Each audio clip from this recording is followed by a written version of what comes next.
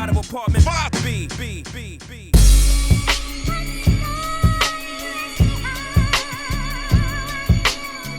You're now tuned into the Apartment 5B podcast, where we chop it up about hip-hop, R&B, sports, love and life.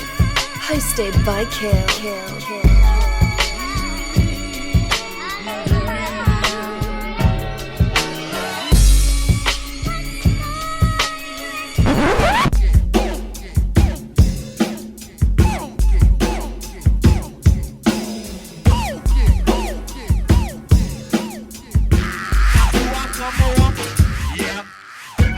What's good? You're tuned to the Apartment 5B podcast hosted by your man, Cal. I got my squad with me in effect, as always. I got my little sis that no one can see right now. Porsche, you've been out a while, so you know niggas already got the jokes. You want more money, negotiation with Porsche, all that good stuff.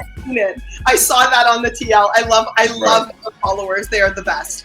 I am good. It's so good to be here. So good to see you guys. Yeah, can't wait. Yeah, and for everybody, Porsche's never leaving, so that just it's impossible. So it's like, you know, it's like EPMD, and I'm not getting her robbed. So you know, everything is love. I got my man Vern out the ATL. What's good, bro? What's going on, good people, man? Glad to be back in the set. Yo, man, always good to see you, bro. Always good to see you. Vague out of BK. What's good, bro? The Nets ain't got nobody, man. Like, I don't even know. It's like the beginning of nothing but 2K players before you level them up on the goddamn team, man. Bro, the funniest thing, y'all need a 30 for 32 because there have been so many incarnations of the Nets that were supposed to win. Like, and I know Kevin Garnett, Paul Pierce, it was like the older ones. But for a minute, there was a little bit of hype. Like, yo, you know, Deron Williams, then, of course, the whole KD, Kyrie, James Harden thing is just so bugged because it's been at least a good two joints that was supposed to at least get y'all to the finals. And it's just like, it's a constant tear down and build up. But can Rel and I really talk? I really don't think so because, you know, it ain't like the process has done anything for us. So, and it's hard for me to get excited this year. I want to get excited, but I don't want to get excited because we always know what happens when I get excited. Rel, what's going on, good brother? What's good? Happy to be here as always. All right. Let's jump right into it. Y'all know me. I'm in Jamaica, flying back. I'm in line waiting for beef patties to get made at the airport. We're in line for like 20 minutes. This couple in front of me is just standing there. They're talking, and they get to the front. Beef patties are ready. I'm ready to go. And they're like, I don't know, what you want, babe? And I'm like, yo, what? Come on, yo, stop. We've been in line for 15 minutes. What y'all supposed to know everything you want, the price, the total, and everything.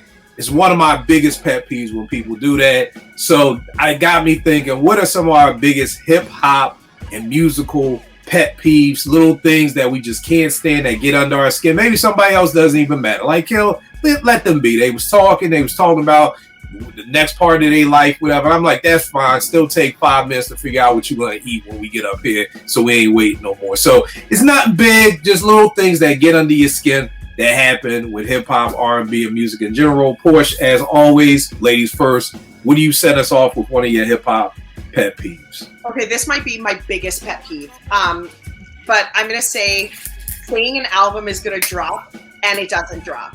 And pushing release dates back and teasing releases and nothing ever kind of materializes. And that's happened with, I think Dr. Dre is known for that. I think Redman has that reputation now. I don't want to say it. I hate to say it, but Pete Rock isn't in my good books right now for that. So I just, that has got to be the most frustrating thing ever because we get excited and we wait and we anticipate and we're pretty patient as fans. But then it just never materializes, and it's the biggest, most annoying thing ever. Here's the thing. Vague, how long have we been waiting for Muddy Waters 2? Yeah, that part. I even wrote Muddy Waters 2 here. It might be more than 5 years because I feel like he's been saying it forever, to be honest. And he posted about it on Instagram, and forget it. I'm not going to start. Nah, I feel you on that, P, because and I think it's a lot of this is much more kind of like pre-2010. You know, when we still had labels and we still had release dates. Now I feel like shit just drops. I'm at work and I see my Twitter blowing up. Action Bronson, like he just dropped early today and everything like that. So it's like I think we don't really get too many of those. But I am happy to say that I never thought this Marsha Ambrosius was going to drop. So because I swear they had been rocking since before COVID. You know, so I'm actually shocked that this dropped. So I feel you 100% with that. Vague, do you have any albums that you're pissed about that was supposed to drop and still haven't come out? It probably is Muddy Waters too, because I felt like Redman at one point didn't do that a lot. You know, talk about sequels to albums like some people in the Wu do. So when he started putting out a bunch of freestyles, I was like, oh, he revving up. It's probably about to happen. And he just always says Muddy Waters 2 coming soon. And it's like, what's soon to you? Right.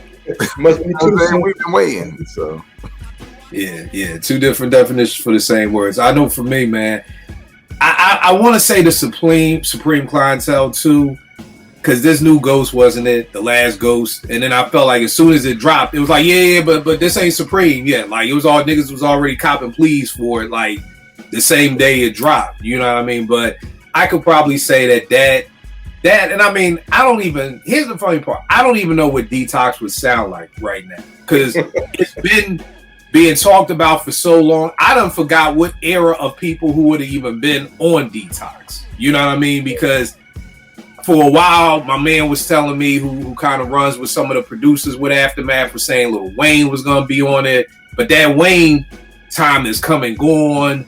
You know, somebody told me T.I. was supposed to be on it. I don't know last time T.I. even dropped the album. So I don't even know what Detox would sound like, who was supposed to be on it. But I mean, I guess just for shits and giggles, my vote would be, you know, if I could get any album that was supposed to come out, I guess it would be Detox. Rel, what about you? What album that was supposed to come out? Not like, you know, some dream fantasy, but like niggas was really talking about this album. I'll probably say, see, Detox, after a while, like, the thrill left me for me. Like, I was like, I don't even care. I think Supreme 2 was one, because of the consistency of Ghostface's projects. I just knew that it wasn't going to be a letdown. And then, where was it? Where is it? And then this new joint came out that I didn't really rock with like that. So I would probably agree with you on that one, like Supreme 2. All right. What about you, Vern? Oh, my bad. Keep going, Rob. I didn't feel this last one like that. I did. So yeah, it's sad to say I just listened to the Action Bronson and niggas was like, oh, I was saying I ain't a big Action Bronson dude like that. Niggas was like, oh, you need to give this a chance. I'm like, yo, I've tried plenty of times. After 4 songs into every album, I just end up throwing on Iron Man or Supreme, you know, Clientele. So that's the problem with it, is that I keep going back to that. But I'm like, yo, if I had to drive to Philly right now and I can only take one album, I'm taking Action Bronson over that Ghost, which says a lot. You know what I mean? Which says a lot. So Vern, what about you? What's one album that if you could have it, you know, it would be in your rotation right now? As far as me waiting or anticipating something that hasn't happened, nothing. I feel like, you know, after I'm 52 years old, if you ain't made it by now, I don't need it. Y'all seen that movie Charlie Murphy was in with Gabrielle Union, and Charlie Murphy was like a rapper. It's like a Christmas movie. Nah. hold on. It's hilarious, man. But anyway, the long story short, he had a son that he would always talk about. I'm gonna come pick you up. He had 3 kids. I'm gonna come pick you up. And the oldest son really loved him. So he'd just be sitting out waiting on it. It'd be 12 midnight and his mom be like, come on, man, in the house. He ain't coming to get you. That's how I feel about any of these hip hop albums. I don't care. You ain't coming, man. You ain't gonna get my hopes up. So be gone. Now I feel you. You ain't falling for the banana in the tailpipe. I feel you, bro. Yeah, that's a good one, P. That's a good one, because and then the other thing with Detox is like you'd forget about it Then I'm listening to the documentary the other day, and I'm like, I forgot on Higher, you know, Dre be like, yo, watch out for Detox. I'm like, nigga, then you get everybody hype again. Like, oh, it's going to come back. It's like, yo, we forgot. Then you hit us with the watch out for Detox, and we still ain't got Detox. And we got Compton, and it's only me in Vegas, and probably fucking Dr. Dre's estranged daughter who liked the album. So I can't call how that ended up. My first joint for me is just long ass albums, man. It's something about albums that just, I'm one of those people who I just get overwhelmed with numbers. Like I look, Nate gave me her phone the other day, and I was like, bro, you got like 234 text messages. And she was like, yeah, whatever. I was like, just seeing that 234 would drive me crazy. Like, I'm one of them people who got to clear it. Let me get all these emails out. I can't just look at my phone and see a bunch of numbers. So when I look at an album and I see like one of them Kanye albums that he was changing like every other day, like Donda had like 35 songs. And I'm just like, bro, like, what am I supposed to do with 35 songs? Like, SZA's last album, love it, but I haven't gotten past song 15 because it's like 27 songs. I'm like, bro, I can't even get through it. It gives me anxiety to see. To me, the perfect album is like 12 to 14 songs. Like, get in. I'll even take 10. I remember back in the day we were mad with Illmatic because it was like Illmatic only had 9. I will take 9 over 18 songs now. You know what I mean? So for me, it's just long ass albums. That's just a hip hop pet peeve. Das Effect's third album, Hold It Down. They may have like 22 songs. If they would have trimmed that down to 12, to me that's a 5 mic classic. You take the 12 best songs off of that 5 mic classic. Ray's Only Built for Cuban Links Part 2, same thing, about 24 songs. You shave that down to 14, another 5 mic classic. So I think that's the thing. For R&B, I'm kind of used to it now, but I remember in the beginning, cursing in R&B was like a pet peeve for me. Yeah. I'm like, yo, what are y'all cursing for? Like, for Jodeci, I get like, Jodeci would be like, because I don't give a fuck about the news. And then they moved on and they kept singing and that was it. Like, but when we got to this point where it was like, just, even with this Marsha song, she'd be like, yo, I was on the chandelier, almost broke my fucking wrist. I'm like, wrist don't even rhyme with chandelier. Like, you just wanted to curse for no reason. Like, why you ain't even rhyme it. Like, so I feel like there was this point where like there may have been more or just as much cursing in R&B as hip hop.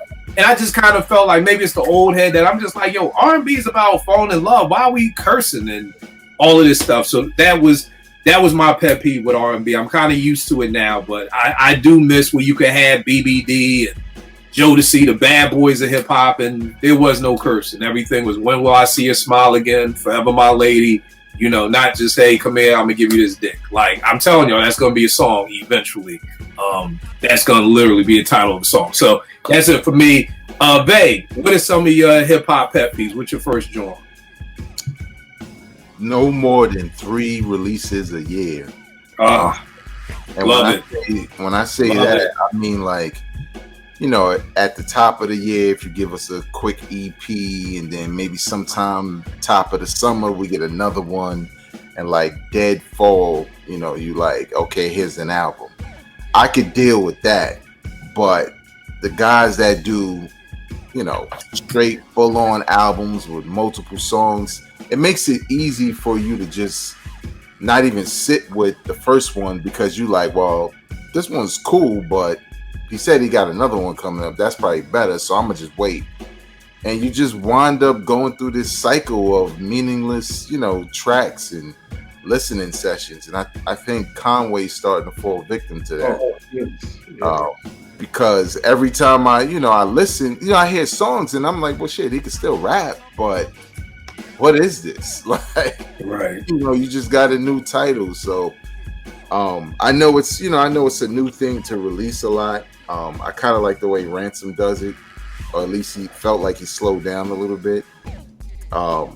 And I think Shay Noir does that also, but hers is like, you know, here's an EP, and the EP be hot. Like, you can rock with it for a minute, and then here comes an album. So I just wish either you give us one album for the year, or if you're going to give us multiple projects, let it be a build to something towards the end of the year, as opposed to just, you know, bragging because you put out a number of projects. Like, who cares if they're all garbage? So.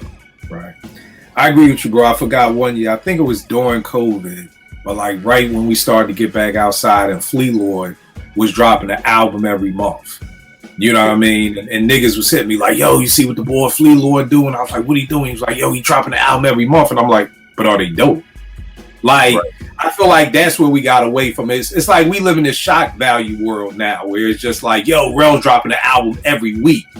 And it doesn't even matter if it's good or not. Like, we don't care about that. But, yo, do you see the talent you got to have to drop an album once a week? And I'm like, duly noted. You do have to have talent to be able to write 10 songs a week or whatever it is like that. But I just feel like we're from the era, but is it good? Like, that's great that you put up 50 shots last night. How many did you make? Like, you know what I mean? Like, I don't care about the statistics. You're like, yo, you shot 80 times last night and you walked away with 12 points. Like, nigga, it's not good.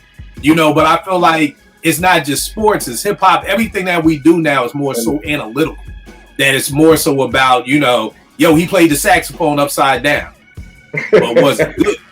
Like, but was it good? Like, you know, nobody even cares about was it good or did they win? It's like, you know, back in our day, it'd be like, you crossed the nigga up, and if you didn't make the shot, it didn't matter. Like, that wasn't a highlight. You know what I mean? Like, that's what made the Iverson shot so iconic over Jordan was the crossover, and then he made the shot. I honestly don't believe if he misses that shot, I don't think we still see that clip 20 years from now.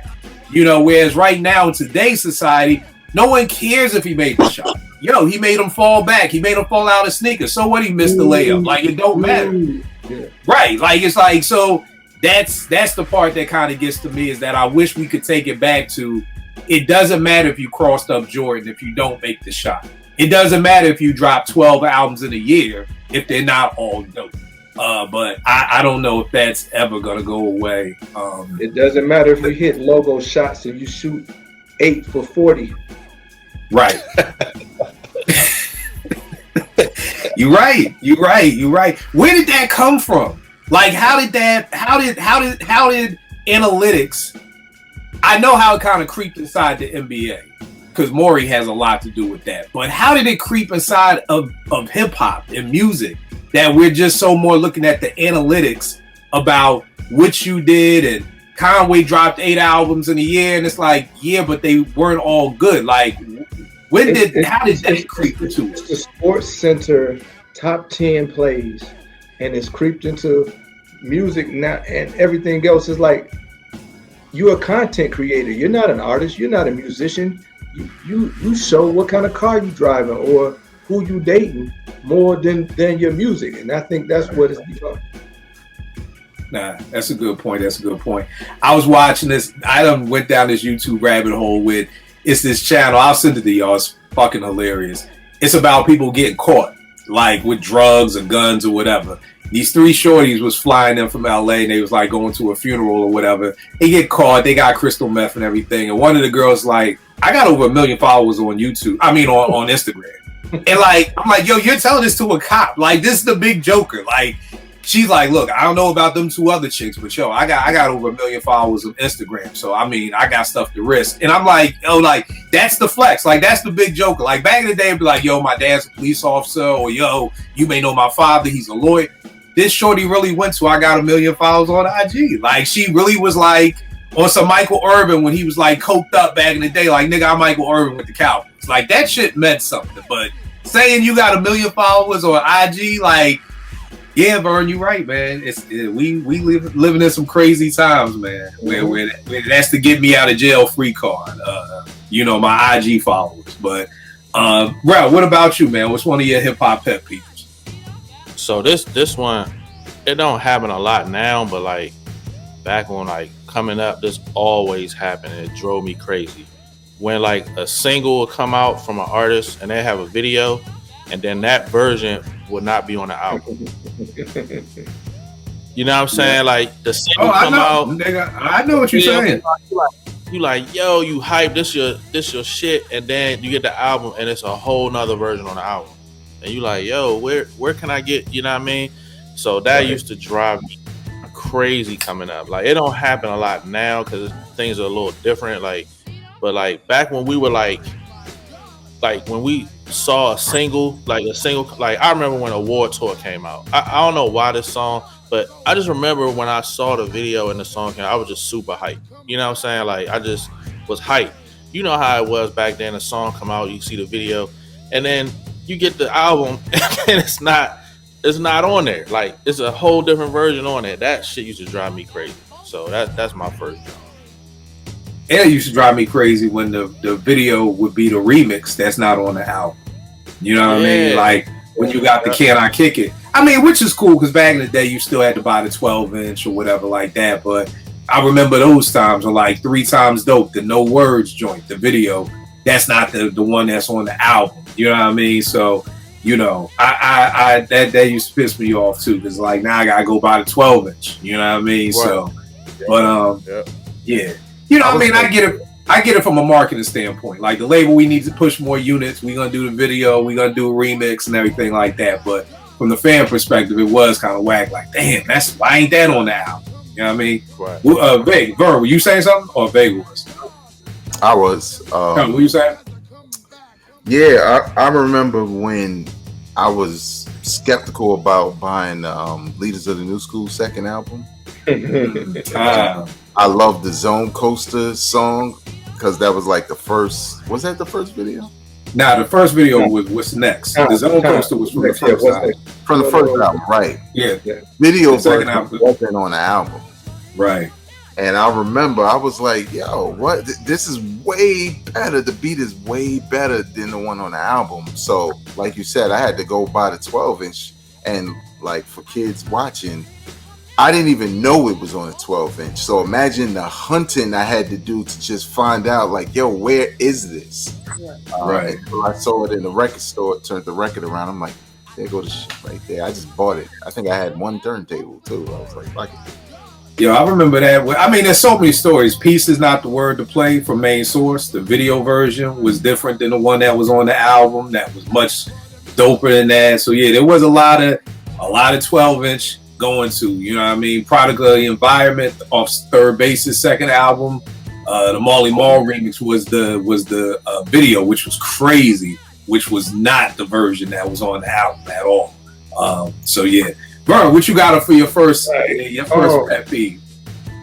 Might seem insignificant, but I hate it. When a rapper is on the radio or a show and he's freestyling, but his man is finishing every sentence with the accent word. Okay, if it's a freestyle, how does your weed carrier know the last word of every sentence? That Peeve, bro. Worms right there. Yeah. I agree, man. I agree. Yao was on one time and he broke this down and he was basically saying that I guess and Veg, you keep up with stuff way more than I do, that during the 2000s that a lot of MCs were getting deals based off of being on the radio, so that you couldn't risk not getting a deal because you came off top. Because if you came off top and you fumbled and you messed up and it wasn't dope, you could lose a record deal. So it was almost like, yo, I gotta come up here with a written, because it's gotta be crazy because I could walk away with a record deal. Whereas before it was like, you know, you already had the record deal, so you was just like going up to Stretch and Bob. And one thing, if people haven't watched it, please watch Stretch and Bob. Their whole joint about 889 or 8 Tech 9. I forgot. Babe, what's the name of that joint? We're 889. They're 89.9. Right. Yeah. I've always got that mixed up. For people watching, me and Vegas used to host the hip hop show on 88.9. Bob and Stretch was 89.9. But the thing I loved about the documentary is when they have footage of people freestyling, they will literally put across the screen, this is not a freestyle. Like, you know what I mean? Like, this is off the top. That is not a freestyle. This was on, you know, some another album or whatever like that. And Bern, I can't tell you how many times on the timeline this has come up. People be like, well, Big Daddy Kane said a freestyle don't gotta be off the top. It's just a rhyme that's freestyle. And I'm like, yeah, I didn't know Big Daddy Kane was hip hop Jesus. I mean, fine, that's what it was for Kane. But I know for me in Philly, I did not spend half of my time when I should have been studying, trying to rap about everything in the room for hours so I could learn how to freestyle. So when I went to school the next day, I could freestyle. All I can say is in Philly, freestyling was off the top from at least 88 to 93. Now, after those days, I don't know what became of it, but during that time period, ain't nan nigga alive who could tell me in Philadelphia freestyle wasn't anything but that. But then once Yao's explanation, it kind of makes sense that, yeah, you can't, you know, I guess if Jay-Z is listening and this is your opportunity to shine that year, you don't want to fumble the bag. What you going to say, back? How do you explain established artists still doing it? I think it just never went back. I think it got to that point that the established artists who came up, because we talk about this all the time. Like, I'm 50, somebody who's 46. I have people tell me all the time, Kill, I'm your age. I'm like, how old are you? 46. Nigga, you're not my age. Two totally different age groups. You know what I mean? And y'all know in hip hop can change in a year. Yeah. You know, we were just talking about this with breakdancing. Like, I was 10 when Beat Street came out, and it was all breakdancing. But then you fast forward 2 years to 86, Crush Group is out. There is no breakdancing. So somebody who's maybe 3 to 4 years younger than me they may like breakdancing, but trust me, they wasn't coming home every day after school, watching Beat Street, doing their swipes, trying to windmill. So in 2 years, so much can change. So I think for a lot of the newer artists that came up, they came up on it's written. Or I remember it was Black Thought and Meth on Sway, and the whole time Meth is reading off his phone. Yeah. You know what I mean? So, and Meth is an MC that I would have thought came up in the age of it's got to be off the top. Now, what I have understood with Twitter, everybody has their own thing. So, Beg, I don't know, what was freestyling for you in Brooklyn when you were coming up? Freestyling was off the top. I mean, that was universal. It was freestyle, right? Like, if you were going to freestyle, you knew it was something that wasn't written. I had mixtapes of early Wu-Tang where Method Man was freestyling. So it wasn't a thing that, they didn't know how to do. But to Yao's point, it was some of that with the record deal. But I think it became more just about a display of skill as it pertains to the radio. Because I remember, like, maybe not even mid-90s, because it was still kind of off the top, like when you were freestyle. But once you, like, Hot 97 became big and you were used to, like, whole record labels going up there, I remember we used to be like, work on your Hot 97 verse, because it was really about kicking your best shit because of who was watching, not just record labels, but there was a lot of ears and eyes on it. So if you was on Flex and he got these millions of listeners and you went crazy, then sky's the limit. Everybody know you, you kind of in demand. So yeah, you can risk it with a freestyle, but typically that's reserved for people like Redman and Eminem, who could just go, and sometimes it sounds like it's written. So it's funny you say that, because I'm sitting here thinking, I remember this Lyricist Lounge joint came out in 97, 98. And there's a skit on there with Thought and Common are freestyle, And usually when somebody's freestyling, you can kind of tell to some extent that it is off the top. But it's funny because, like you were just saying, because of all the listeners you could blow up, when you said that, Vega, it made me think of Black Thought.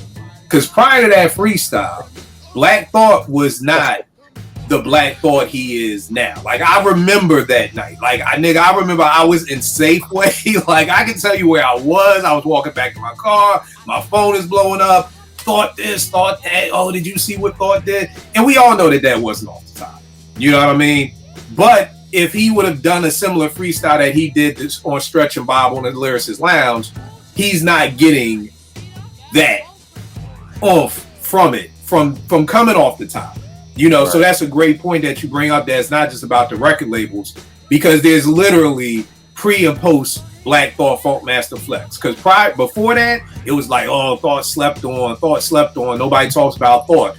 After that, it was like, yo, Thought's the GOAT.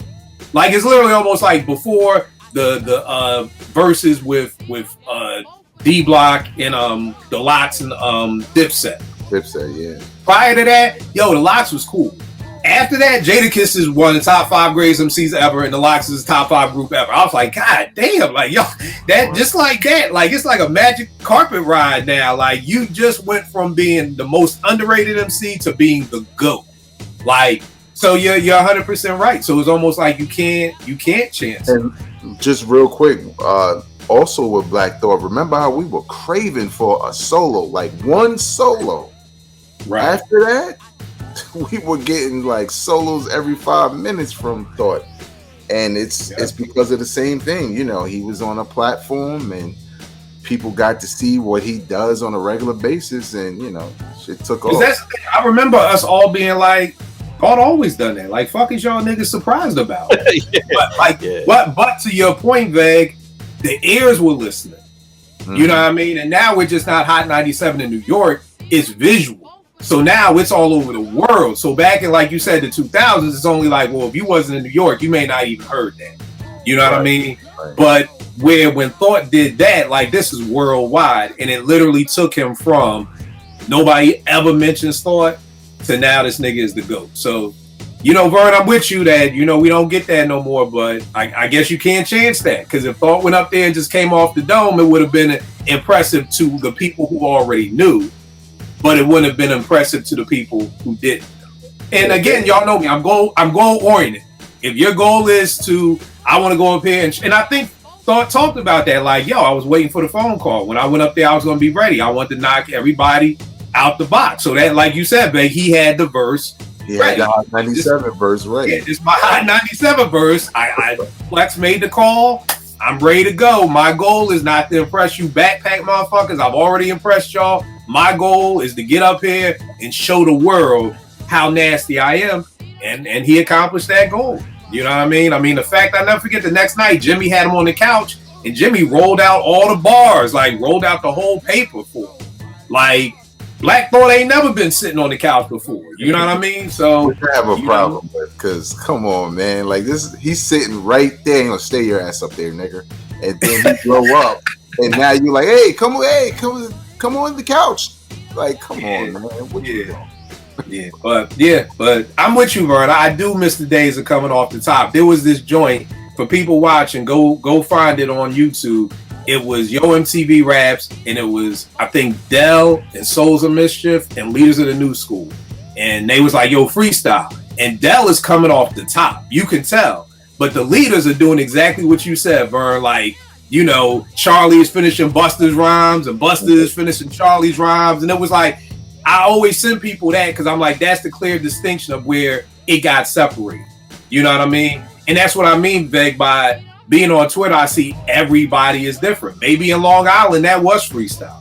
You know what I mean? I can't understand that, but I don't know what freestyling was for Chicago niggas in the 90s. You know, but yeah, Dell was coming off the top, and the Leaders were not coming off the top at all. They definitely had a skit that was ready to perform. They had their Yo MTV Raps bars ready. You know, let me find out niggas always had something ready on tap. Like, yo, we gonna be over 5 5 Freddy. Get y'all shit together. All right, let's do this. My only thing was, could y'all do something that's not gonna be on the album? So then we hear it on the album and we like, oh man, that's the shit y'all kicked on Rap City, man. Like, dang, man, come on. P, what you got up for your next one?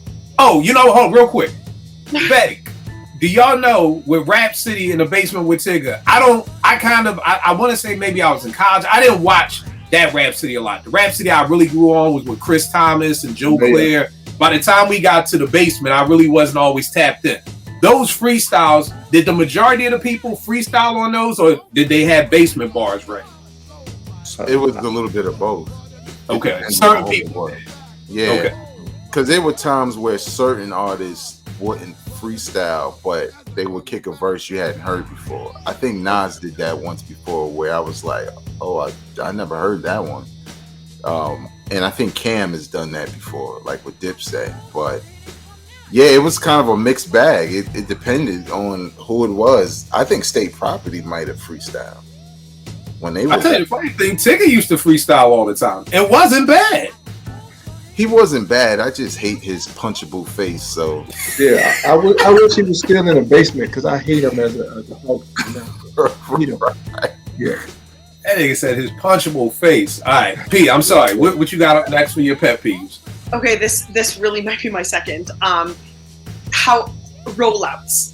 How artists roll out albums or songs or whatever they're working on. And what I mean by that is I feel like there's a lot of like fake drama, fake fights started, or they instigate things on social media to gain some buzz and controversy and conversations, and now podcasts are talking about them and blogs are writing about them, and then like 48 hours later they've got an album coming out, and then now you're like, oh, it's not going to be on the album, and then it's like, okay, and then you find out like, nah, it had nothing to do with anything, and it was just part of the rollout, and it's a thing.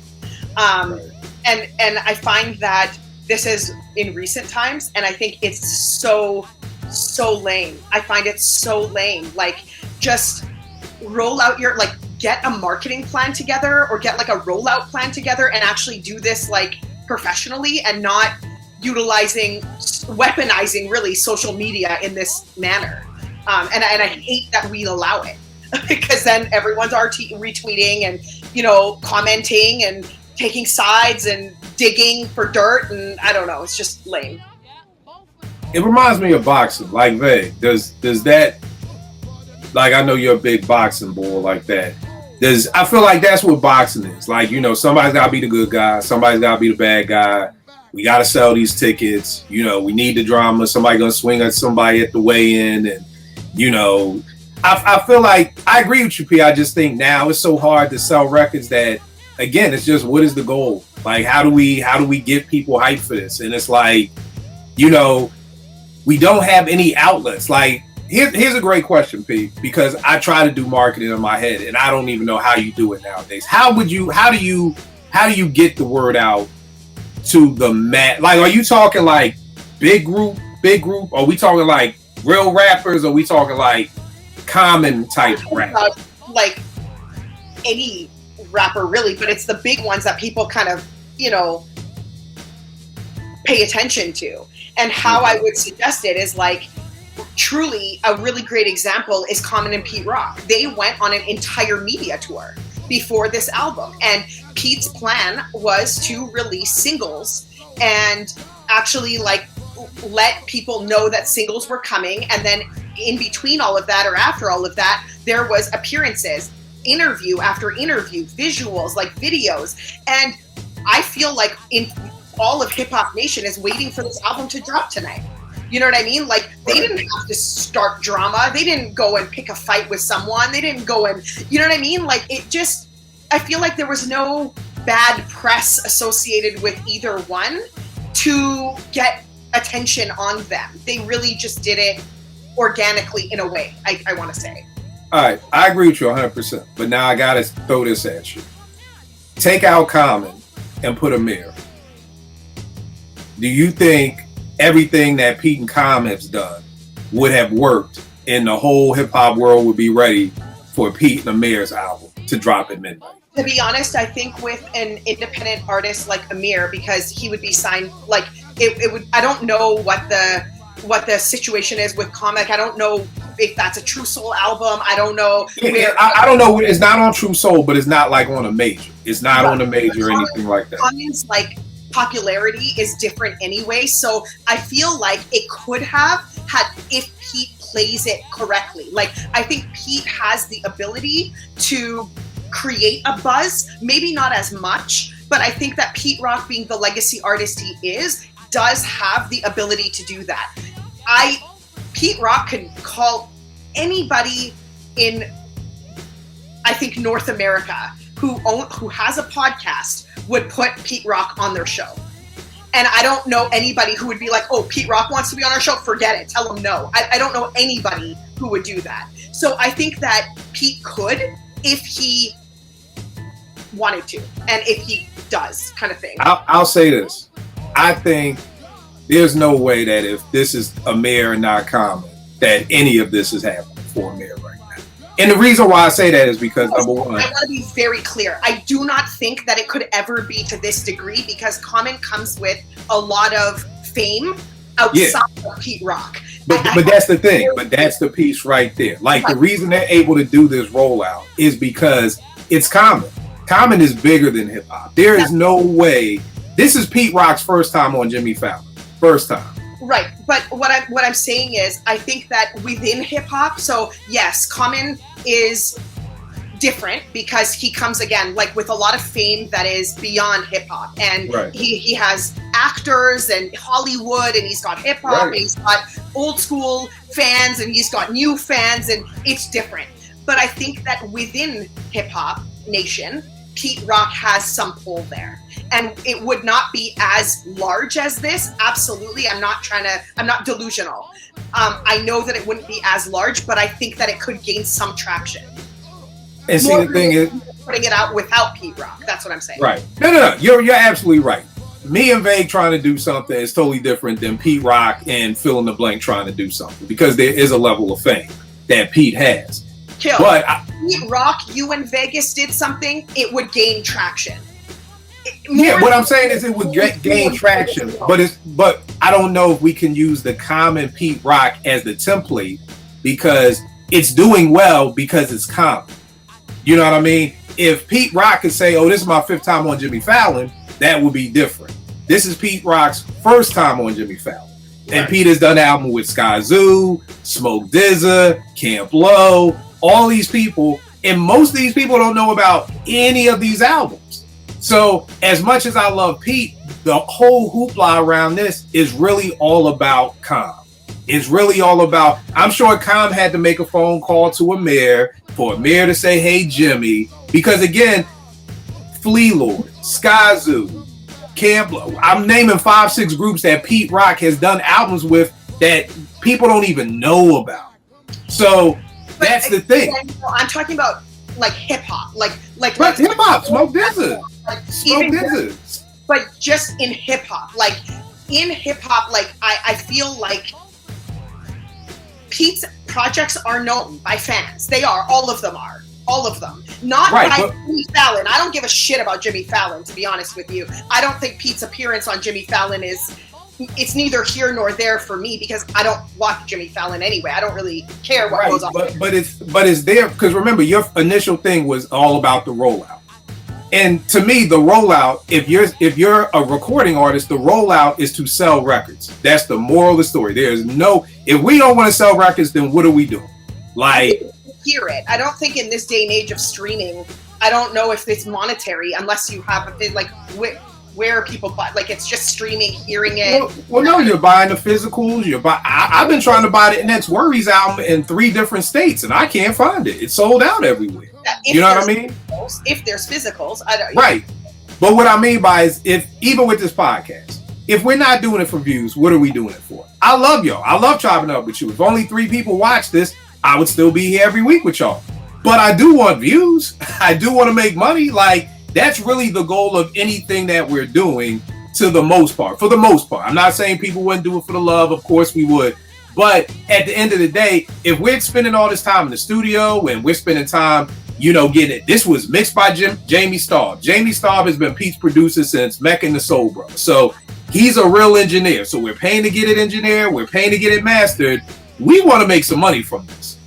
So again, getting on Jimmy Fallon is huge. If me and Bay could get on Jimmy Fallon, nigga, I may be able to quit. Like that's huge. So I'm just saying, like, I agree with you, but I think the hard part is nowadays, I don't think people know how to market the music. Back in the day it was easy. All we gotta do is get our video to 106 and Park. There is no 106 and Park. All we gotta do is get an ad in the vibe. There are no vibes. All we gotta do is get in the source. We need a good review from the source. There's no source. Is the drama aspect of it. Like people just instigate drama to get. Oh, no, I agree with you, and I'm saying that that's not right. But I'm just saying again, the goal, back to Vern's case about freestyling. If the goal is to get more eyes on me, then I can't come off the top. If the goal is to sell records and none of us have a real good marketing plan, then I may have to go to drama lane. Not saying it's right. I'm not saying by any means that it's right, but it's like, Vague, in boxing, you're a bigger boxing fan than I am. Do you find in most fights that there's a good guy and a bad guy? It has to be. It has to be. Yeah. It has to be. Like, why can't we just have 2 good guys fight? Because the way the world, they want to be able to say good guy versus bad, good versus evil. So I'm with you, Porsche. It is whack. It's whack as shit. I agree with you. I'm just saying that I think the hard part is that people are still trying to find a way to eat. And I think a lot of MCs, if they keep it a buck with you, I've had some conversations with some underground dudes, and they're like, yo, niggas be lying like shit, kiddo. Like, niggas be fronting like shit. Like, niggas is out here just trying to find a way to eat. Which then goes to Vegas's point of, why are you dropping so many records? I gotta find a way to eat.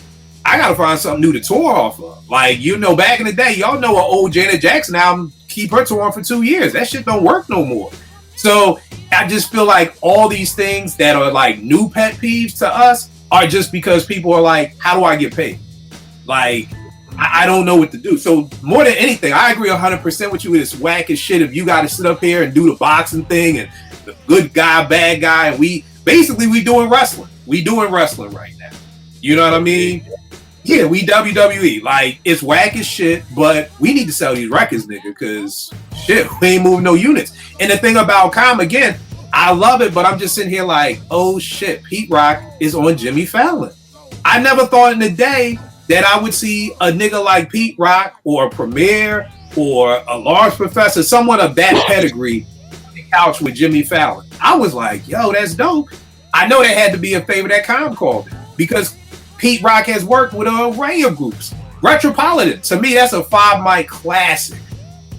That nigga ain't even barely get on Math Hoffa's My Expert Opinion with Sky Zoo. Like, this nigga. So when you talk about, like, I'm sure Pete could call up all these people, can he? I don't know if he can.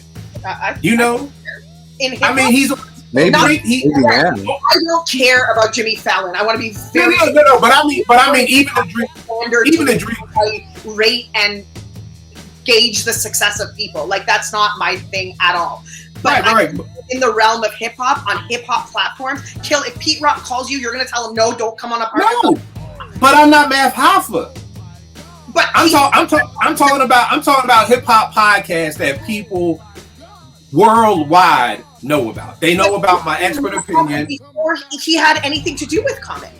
What happened? Being on Math Hoffa before. Right. Who was he on there for? He was on there with Amir, right? Yeah. Okay, so all right, so cool. Math Hoffa. I know he was on Drink Champs with Premier, like when they first started. You know what I mean? All I'm saying is, Women D too. Is it Doggy Diamonds? Sorry, Doggy Diamonds. Like, let me say this: when I think hip hop podcast, I'm thinking Drink Champs, My Expert Opinion, $1 Million Worth of Game. Those may really. I think he could go on any of those. Maybe you guys don't agree. I think, and maybe those people need to tell me, hey, Portia, just so you know, if Pete Rock calls us, we wouldn't put him on until I believe it, because I think that he could. They? I think he can, because he's Pete Rock. There you go. Obviously, he can't get on Jimmy Fallon until something more high profile happened, even though everybody knows Pete Rock. Pretty sure Jimmy Fallon was aware of him. But obviously, this rollout caused some traction because Common has a bigger light on him that's not just the MC that we know. I think in a lot of ways, it don't even matter if he could get on Drink Champs and all that, because, you know, that's Nori, of course. Nori is not going to say no to Pete Rock. He a hip-hop head. But what does it do for him? It didn't do anything for those albums in the hip-hop realm, because I remember I thought that Fleet Lord shit was crazy. And I ain't enough to talk about it. Like, I was like, damn, this shit is hot. Fleet Lloyd sounds better. Pete gave him crazy beats, and it's just not enough conversation. And now tonight, all the boom back fucking followers are praying to the altar of midnight for this Common joint, when I'm like, the bars ain't really hitting the way I think they should. The beats are crazy. That's what I want. Right. But it's not just the hip hop rollout that's making those heads go crazy. It's the fact that now it's amplified, and now it feels like everybody's into it, and it just makes it even better. It's always more exciting when something is dope and pure, and casuals fuck with it also. Right. Like, when it's just us, we just gonna say the same shit to each other, and the shit gonna go double wood. But if it could go platinum because casuals fuck with it, then we like, yeah, I told y'all. Like, you know what I'm saying? So, yeah. And again, I love Vegas' point. You're right, Porsche. He could get on those shows, but I think what I mean is, like, why don't people know about Retropolitan? And what I mean by people is, I think it's kind of like I would like a bigger audience than what we have. You know what I mean? I love the audience we have. I love the people who fuck with Apartment 5B. Love every last one of them. I would like it to grow, though. You know what I mean? So I think that that's the thing. It's kind of just like we could get P, and I was telling the mayor like, yo, this is really dope because after this, now all these eyes are on Pete Rock. So when he drops your album, that's going to help even more because everybody's going to be like, oh shit, that Pete got something new after with Common. Yo, this is dope. So I'm like, yo, timing worked out perfectly for it because if you would have, there's still people who haven't heard the joint that we love, P, the mixtape joint. Yeah. You know what I mean? So like, yeah, this the 21 grams. There's still people who's like, who's a mayor? Like, so if Pete would have dropped this 2-3 years ago, it probably would have been sitting just like this. But now if he drops it after this, it could be the look of it. But I just think so much of that comes from Calm. Like, I feel like if this was any other MC, if this was Ransom and Pete Rock, only we would care about it. You know what I mean? And I think at this point, everybody wants to eat. You know what I mean? I don't know anybody who's really happy. Not saying you're not content, but I think if we did a poll right now of everybody's salary, I don't think anybody here would be like, I'm cool where I'm at. I don't want to move up. No, we all be like, nah, nigga, I could use another 10 grand. I could use another 25 grand. So that's just what I mean by like, you know, I'm hoping that this will now push Pete into a bigger stratosphere. Because, Porsche, I've been in a barbershop and niggas have said, yo, Pete Rock ain't had a dope beat since fucking Mecca and the Soul Brother. And I'm like, yo, what the fuck? Like, I have a Pete Rock mixtape on my website that I made just for this nigga because people were like, because if you're not keeping your ear to the streets, yo, who even knows who Flea Lord is? If I really go outside of hip hop circles, don't nobody know who Flea Lord is. Right. Half these people ain't gonna know who Sky Zoo is. If you're not ahead, Sky Zoo don't have no song that's playing on the radio. Even MF Doom had shit on Adult Swim. So it's like, don't nobody know who Sky Zoo is outside of our circles. And I think that that's the thing. Most of us want to break outside of our circles. You know, if you're a manager, you want to be a director. You want to break out that circle. You want to go to the next level. So it's cool to be in that circle, but I'm sure Sky Zoo would love to be on Jimmy Fallon. I'm sure he would like that because with that may come more albums. You know what I mean? So I totally agree. More to the stories, I totally agree with you. It's whack as shit. I just think right now people just are reaching at anything to try to sell records. For all we know, Drake and Kendrick playing that whole shit. You know, I doubt it, but I wouldn't be shocked. It wouldn't shock me. It wouldn't shock me if they did. Because cooked Canadian bacon playing that shit. But again, I don't think it was, but I would, trust me, nothing shocks me nowadays because all this shit is wrestling and I feel like I'm a little kid again. Like, yo, my dad would be like, yo, why you so upset? I'm like, yo, Dusty Rhodes went to the hospital. Fucking Russians jumped him. I don't know if Dusty gonna make it. My pop looking at me like, nigga. Like, you know what I mean? Like, he'll be fine. He'll be back next week. He'll just relax. All right. All right. Next joint I got up. Y'all know I hate intros. I hate skits. I hate outros. I just want to put a record on and hear play. What I loved about Billie Jean, we put the needle on. We heard Billie Jean. We didn't hear Quincy and Michael in the studio for 20 minutes doing a skit about Michael was out fucking around and got some girl pregnant and yo, she called the studio. I just like to go straight to it. I don't want to hear about I'm about to get jumped, I'm about to get shot, I'm about to get killed. I just want to put the needle down and just hear music. And y'all know I hate skits, especially the sex skits. It's like I have no idea who came up with the idea for sex interludes, but can we just stop? I mean, just it's done. I hated that stuff. So I mean, I get it. Like it was like, yo, we gonna turn this into a movie, and I know I'm just me. So that's one of my joints. For R&B, I'm gonna just go simply this: these whisper ass singers. I just want singers who can sing again. Like I don't want nobody who's whispering and. You know, I mean, I now, after years of listening, can tell SZA apart from her, apart from Janae Aiko. But for a minute, it was just Naomi would be like, oh, I'm like, oh, that's her. She'd be like, no, that's SZA. I was like, oh, that's SZA. No, that's her. So I just need some people who can sing again. I need some people to take their kids to church again, put them on a choir, let that choir director work with them for 10 years so we can get some good singers out here. Because right now I feel like the bulk of, and JR isn't here, but the bulk of the R&B that I hear are a bunch of singers who can barely sing or are auto-tuned to death and just all that stuff. So that's my pet peeve for that. Vague, what's another joint for you, bro? This is more so conversation around hip hop, primarily fans, but obviously the artists feed into it, confusing high level lyricism with vibes. You can't use the same words. Somebody could be dope, right? Like I like Currency. Currency literally talks about the same shit every song, every verse, every album, and I don't care because that's what I press play on his stuff for.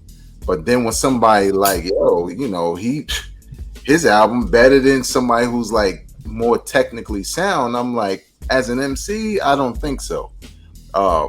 Because I think in a lot of ways, people get so wrapped up in just stamping somebody with some kind of label that they don't really look at what makes them different, right? Like, I remember they was like, yeah, I like Bodie, because I wanted to know, like, why people like Bodie James so much.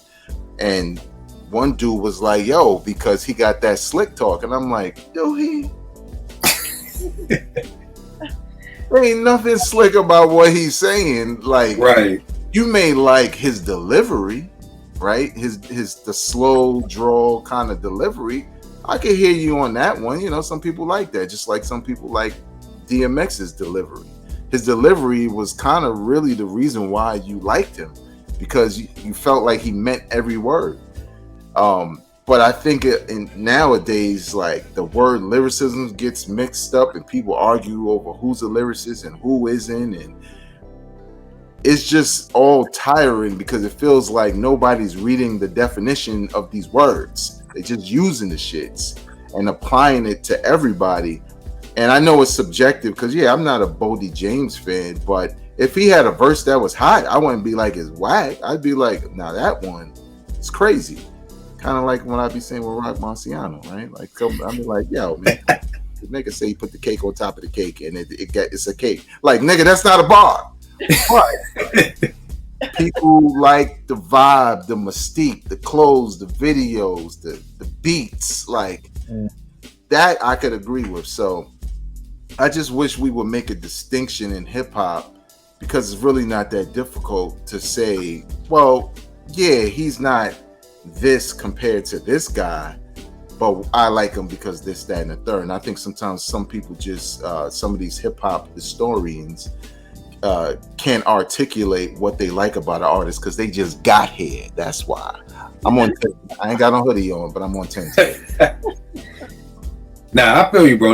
This whole vibe thing is just new to me. I don't get it. The whole lo-fi, everybody's just into this vibe right now. You know, it's not about the lyrics, it's not about the beats. You know, I said that today, it's gonna be one of mine, but Action Bronson whole album ain't got no drums, and niggas like, what's wrong with that? And I'm like, God damn, man, this is how far we done came. Like I said, well, here's the thing: if ain't no problem with no drums, how about the rapper don't even say nothing, just hum, because he could just hum. He could just hum the lyrics. No syllables. Yeah. Wait, Vern, you said there isn't that rapper? Yeah, he just like makes, for real. He just makes sound and yeah. I've seen it online. Yeah. You seen it online? Oh no. Yeah. You know what? Hold up. Is he from the UK? I'm not sure. I think T showed me some boy who's from the UK who's deaf and he was just making noises. I think that's what I saw. That's the one I saw. Okay. Yeah. So that's what I mean by when people are like, well, what's wrong with no drums?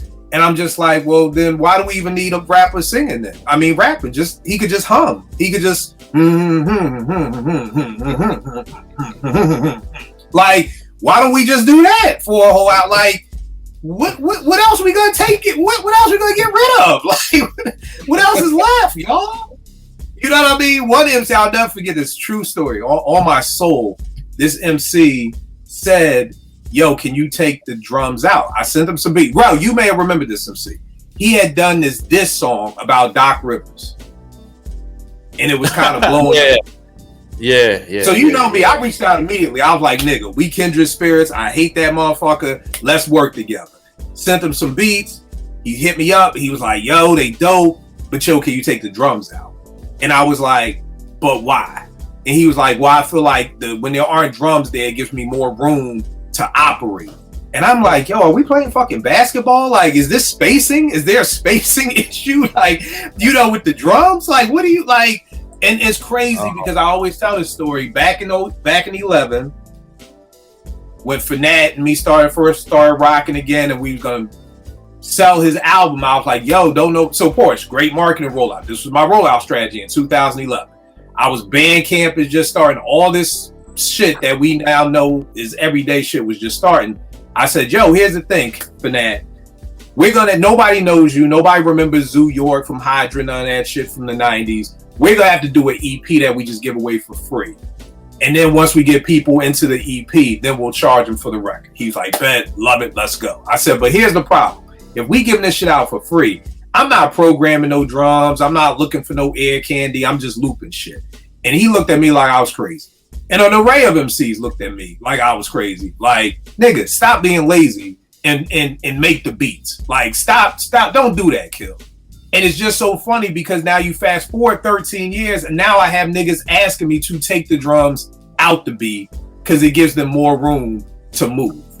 Now, I'm not an MC. Bro, maybe that makes sense? I don't know. Let me ask. Okay, no. Veg, does drumless give you more room to breathe or more room to move around the ring? No, that sounds like an excuse. Yeah. Exactly. And the craziest thing to me about this whole drum shit is that for years, artists got mad when the labels would be like, do this, do whatever's the popular thing. Artists hated it. Like, let me do me. Like, why you making me? And then when the album flopped, it's like, oh, the label made me do it. I didn't want to do that shit. Now you have all these indie artists who are doing the same exact fucking shit that the label told you to do. Just chase after whatever is dope. And y'all niggas are doing it. So it's so ironic that's like, yo, artists spent years complaining about the label telling y'all what to do. Now there is no label and you still biting other people's shit because now biting is nothing wrong with biting. Nobody cares anymore about that. You know, niggas was like, yeah, you know, such Derringer. I'm like, yo, this whole drumless hip hop phenomenon, not who started it, but the phenomenon is Rock Marcy. Like, he is the father of all this shit. That's why I love that track Bebe Kids on his last album, because he is the father of this style. And y'all niggas bit it, because niggas be like, oh, I blame Derringer, I blame Griselda. No, I blame all the... Why are we blaming the people who did it? If Rock Marcy was the only nigga who did drumless hip hop, nobody would be complaining. That would be his lane. The problem is everybody doing this. Steph Curry. Steph Curry ain't ruined the NBA. No, who ruined the NBA was all these coaches who let other players who can't shoot like Steph Curry shoot like Steph Curry. They're the ones who ruined the game.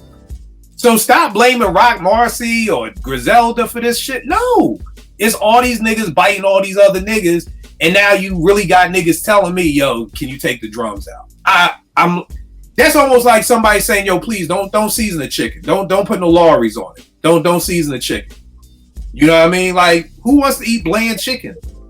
Well, I know who wants to eat bland chicken, but who, like, we don't want to eat bland chicken.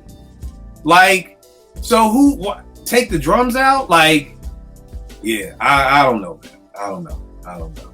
And I thought we was almost over this shit. We say, Vern? I don't write my rhymes. I think them. We can. There you go. Yeah. Vern don't even got to spit his rhymes. Yo, just listen. Just fill it. I'll never forget when I lived in ATL, Vern, and I was in Decatur. It was this dude who opened his new pizza store, and I went to check it out. And he was like, I was like, all right, boom, let me get a cheese pizza, whatever. He was like, all right, boom, here you go.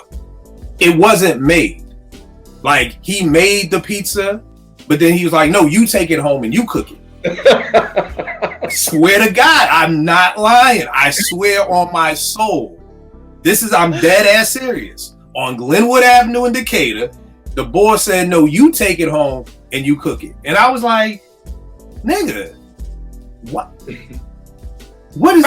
And the craziest thing is, Brown, you'll see next time you come around here, it's this new spot. I can't remember the name of it. Naomi was telling me about it, where you go and you order the food and they come bring it to the table and there's like a little cooking spot right there. Oh, and you cook. Korean I guess so.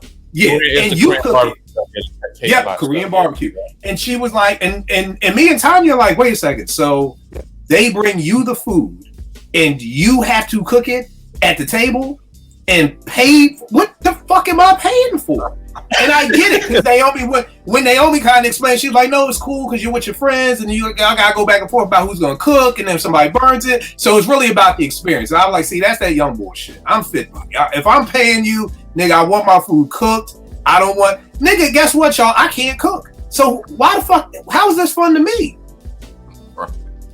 But I get it for Naomi because like you like no, you go with your friends, and I'm like, well, that's that young boy stuff. So all that to say, I don't get it. I'm just old, but obviously there are enough people on my timeline still tweeting at me like, what's wrong with no drums? So hey, you like it, I love it. Bro, what's your next joint, bro? All right, so mine is fans and people trying to change history. Like saying shit now that we wasn't saying it back then. Sort of like the some of the stuff that happened, a lot of it happens on Twitter. Like some of the Kumo D was a fashion icon. Like I was like, none of us was trying to wear that shit back then, dog. Like cut it out, bro. Like you know what I'm saying? Like people just say wild stuff, bro, and it's like, yo, stop. Like you know what I mean? Like Kumo D looked like he was going to fucking audition for the Golden Child. Wasn't no man nigga in the hood like, yo, look at that Mo D fit. Hold up, bro. What did the nigga look like that said that? Because if these niggas that Kill be arguing with, bro, and yo, if these niggas Kill be arguing with, and they're a very vast assortment of different looking people, like. Yo, the funniest one is this nigga who tried to diss me. The funniest one is this new nigga in the sweatsuit who got at me for when I said be nice. Yo, this nigga had on like a NBA action Roy Barkley sweatsuit. Yo, my nigga. Yo, I swear these jokes be writing themselves vague. All I did was say, hey, everybody, be nice to each other. I just challenge everybody, just be nice to everybody for a day. This nigga like, yo, we don't know who the fuck you are, nigga. And I'm like, but what does that have to do with anything? Niggas is mad about being nice. He's like, man, you just mad because don't nobody know who the fuck you are. And I'm like, nigga, you are wearing a fucking 1991 windbreaker fucking Michael Jordan sweatsuit. Talking shit, like nigga, like y'all make this too easy. If you're gonna talk shit, y'all gotta change y'all profile pic. And Bag, you gotta see because he looking to the side like this. Like you can't tell this nigga shit. I did. Was it blue? I think. Yeah, it was Sacramento. It was Sacramento like that, purple and black. Because I was like, this nigga think he Chris Webber. This nigga think he's about to go run out the layup line. Nigga look like he had on some Dada on the money Dada, whatever. The Charles Freewell sneakers. Nigga had the drawstring tied and a bow outside. I said, this nigga talking shit? Wow. All just because I said, just be nice to somebody. Like, yeah, bro, I feel it. Yeah, people just changing history, bro. Like, cut it out. Like, some of us was there. Like, stop. Like, you can't change history to fit how you feel. You know what's some other examples of that? I got another one. So the takeover and ether thing, right? There's people that like takeover better, right? And that's cool. But I saw somebody saying that nobody was listening to that ether shit. That shit was, I said, you're lying. Like that shit, when that shit hit, it was crazy. I said, you're lying because you. Yo, that nigga said, bro, you a liar. Bro was like, you a liar, nigga. You're lying. Yeah, like ether's trash. Nobody. Now, if you don't like, I know people that I respect that don't really fuck with ether, and that is okay. Nah, right? but ether was an atomic bomb. Act like that shit didn't hit crazy. You know what I'm saying? So you see it all. You see it all the time. Like just people trying to just rewrite history, bro. It's whack, bro. Hey, I had people telling me that Snoop's Lottie Dottie was doper than Slick Rick's. What? Yeah, man. Yeah, they did, man. Yeah. Snoop wouldn't even say that. No, it don't matter. It don't matter.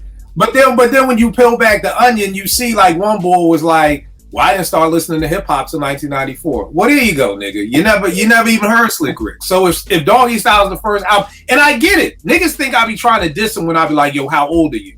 I'm not trying to diss. I'm just trying to understand you better. Because once you say that, I ain't even mad at you, bro. You never even heard Slick Rick Lottie Dottie. So you wasn't outside. You don't understand the magnitude of it. Hold on. One of the funniest things I saw you going back and forth with somebody about when the bull was like, Chip Fu from the Fooshnik is one of the most underrated. Bro, you see it right there. Chip Fu is the dopest and most underrated hip hop singer and MC ever. Chip Fu, nigga. I said, yo. I was like, the nigga who was singing in the Chinese takeout box in outer space, that nigga, yo, don't disrespect his pen, son. He got other solo joints. I seen him on his reggae shit, man. That's the fucking. If you want to say you like Chip, I'm with you, bro. If you want to say you like Chip Fu, all praises due. Yeah. But to say he is the dopest MC and singer ever, because this was from the show back that we was doing with the whole two-way player shit, and they brought up Chip Fu's name, and I was like, I didn't even know Chip Fu sung. Like, what is the other thing that he does besides rap? So, I mean, somebody told me Fat Joe belongs in the Hall of Fame. Yeah, I saw that one too. For what? Fuck if I know, Porsche. Hey, here's the thing. I want to say, he said because I think of his longevity, he has hits, and his affiliation with DITC. So again, I'm not saying you're right or wrong. I could care less.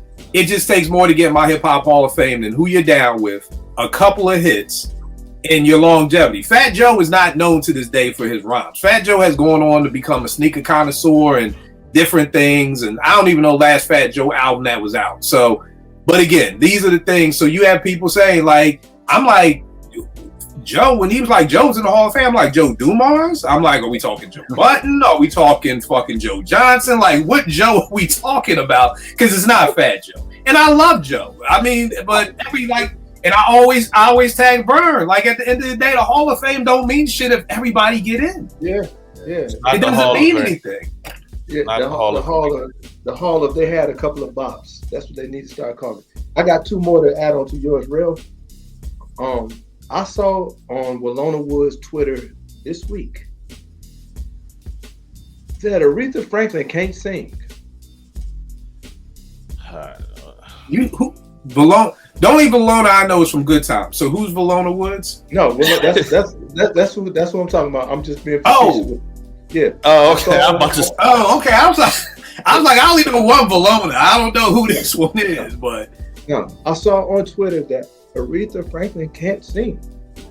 Just say I don't like her. Yeah. I don't care for her, something like that. But to say she can't sing, you're an idiot. That's one. And then the second one I saw is one of Portia's favorite artists. His fan said that Aubrey made Atlanta the mecca of music. I'm done. I'm gonna excuse myself from this episode. Somebody said that Drake. Yes. No, but here's the thing. This is what happened. Drake made Atlanta the mecca of music. Drake, yes, because I guess he put whoever he put on. I'm like, so we gonna skip over LaFace? We gonna skip over Organized? We gonna skip over Dark? Get out of here, man! Stop eating glue. But this is the problem. This is the problem of the kids. And the funny thing is, through the whole lottie-dottie going back and forth, only one person asked me, all right, Kill, tell me about when Lottie Dottie first dropped and what was so crazy about it. I'm like, that's what all y'all niggas who were fucking -5 in 1985 when it dropped needs to be doing. Asking the question. Asking what made it so dope. Well, you know what? At that time and point, everybody was rhyming like Run DMC and Houdini, so Slick Rick coming out with that talk, that shit was crazy. The only beatboxing we knew at the time was Buffy, who was bigger, and the beatbox was louder. So with Dougie beatboxing like that, that was crazy. This was the first song for me that had curse words in it.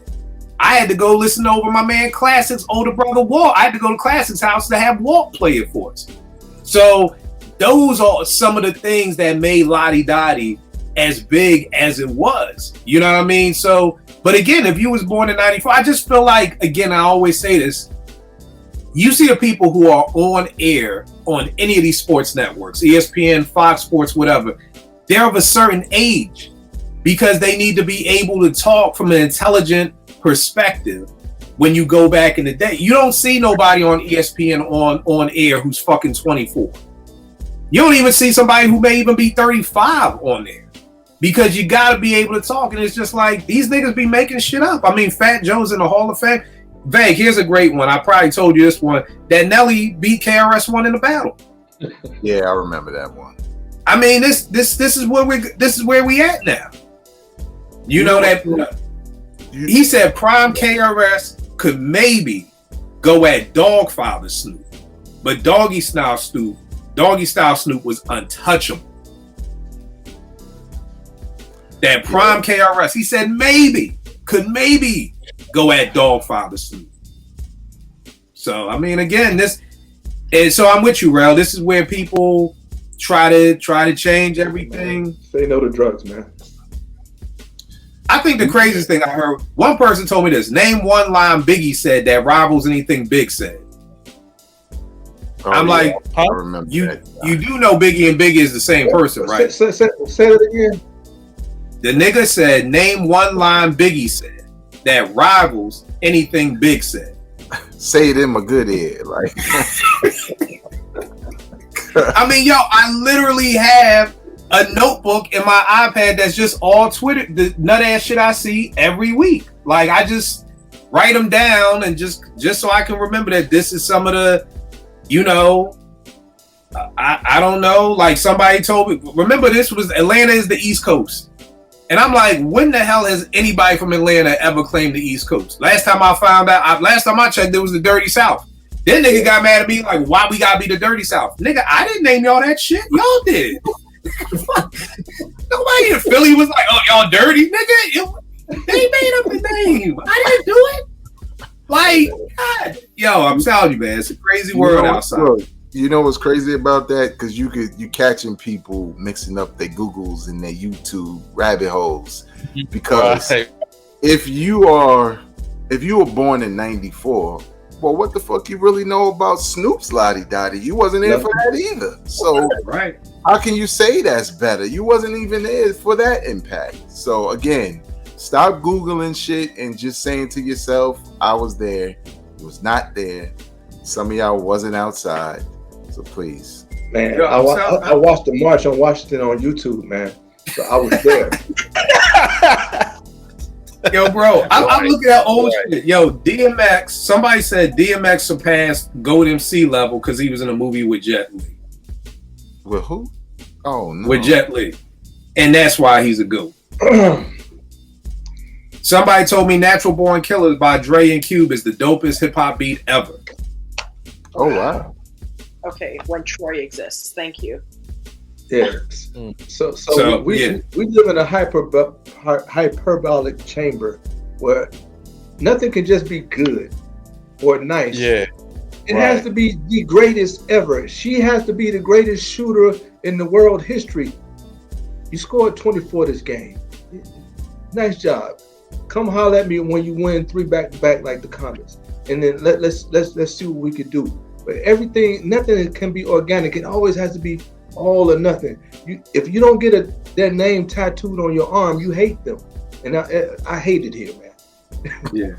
I feel that made me think of this Benny line that I like. He said something like, you know, you made your first 10 something, you know, let's applaud the brother. Now do that 10 times. Now you on to something. Like, just, you know, you sold your little first pack. Good. Congratulations. I'm proud of you. Now do that 10 more times. Now we on to something. Now we can break out some applause for you. But yeah, niggas sell their first dime and think they fucking Nino Brown out here, man. They think they Franklin Saint. Vern, what you got? Or was that your tag on from Rel? No, I got.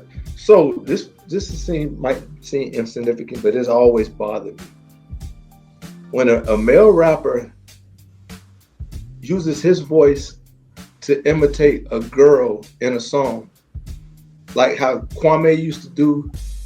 Paz K. Yeah. Like, go get your sister, your cousin, or somebody that's a girl to do this part because you sound stupid, and I hate it. That's just me though. Yo, it was funny, man. And again, I guess this is how people be feeling with Shock G. I didn't know for a minute that Paz K was doing the girl's voice. You know what I mean? I'm call me slow mo, man. Just put me up there with the people who didn't know Shock G and Humpty Hump was the same people. You know what I mean? But it took me a minute to even realize. Somebody to tell me that, man. That's right up there with, you know, my calm. I used to love the shit, but we won't even go into that story. What's up, man? Can I throw in a Positive K true Vegas true Hollywood story? Is it about Puff beating him down with the cell phone? No. Okay, it has cool. to do with me. Oh, all right. It's more recent. On TikTok, I don't frequent TikTok a lot because I don't do those dumbass dances. I'm just there to promote. His manager, who looked like my mother's friend, hit me up to say, "Hey, I like your podcast. I want to bring Positive K on." It took I know I'm an Aries. It took all the might in my body not to say, why the fuck would I have Positive K on my podcast in 2024, let alone 1994? I just thought, but I was polite. I just gave her my email, but Positive K is not coming to my podcast anytime soon, if you're wondering. But I was just like, wait, how'd you find me? And why me? The funny thing about Paz K is Paz has one of my favorite hip hop songs ever. So I actually would want to interview him, but it would just all be about like from fucking 1989 to like 1991. Like it'd be literally these 2 years is all we got to talk about. Cause Step Up Front is one of my favorite hip hop songs ever. My God, Step Up Front, man, was crazy, man. But that is funny. That's funny, man. That's funny. Bro, are there any other examples about that, like that? Shoot. I said the Positive K. You said Kwame. I'm sure there was some others. I should have wrote them down, but all right, it always bothered me. Nah, I feel you. I'm with you. Somebody in your family got to rap, like nigga. And even if they don't rap, you just gotta teach them shit. Salt and Pepper didn't know how to rap. You know what I mean? You just teach them. You can say a line. Your cousin's Rochelle Show can say that 4 bars. Right.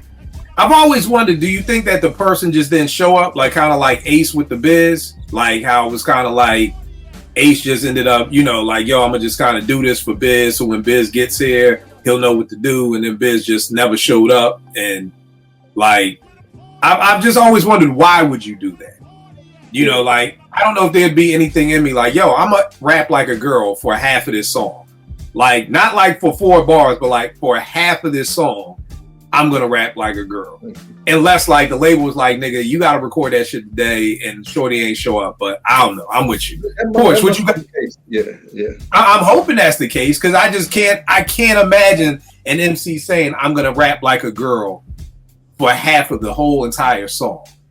Like, but stranger things have happened, so I can't call it. P, what you got up next, babe?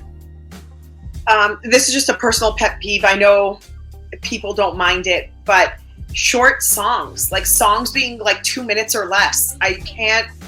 It's a pet peeve of mine because I enjoy content in songs. I am lyrics over production, and for me, I want to know if I'm listening to someone, I want to know what they're talking about, and I want to be able to kind of connect with the words, not the beat so much. And we've got artists that are like just giving us one verse and then the song's over. And I get it, attention spans are short, but some of us have, you know, longer or more, you know, more, I guess, longer attention spans. We want more and we're not getting it. So for me, it's definitely this fad or trend of short songs. Like I can't, like there will be an album that's like, I don't know, 12 songs and the whole album is like 17 minutes. What is happening? What? And then half of it is like, half of each track is just the beat playing out. Like right. They finished whatever they were saying, like the whole friggin' song is 1:37. They finished saying something 25 seconds in, and then we're listening to, you know, the rest of the time the whole beat playing out by itself. Like I just can't with this situation there. So I wish that it would come back.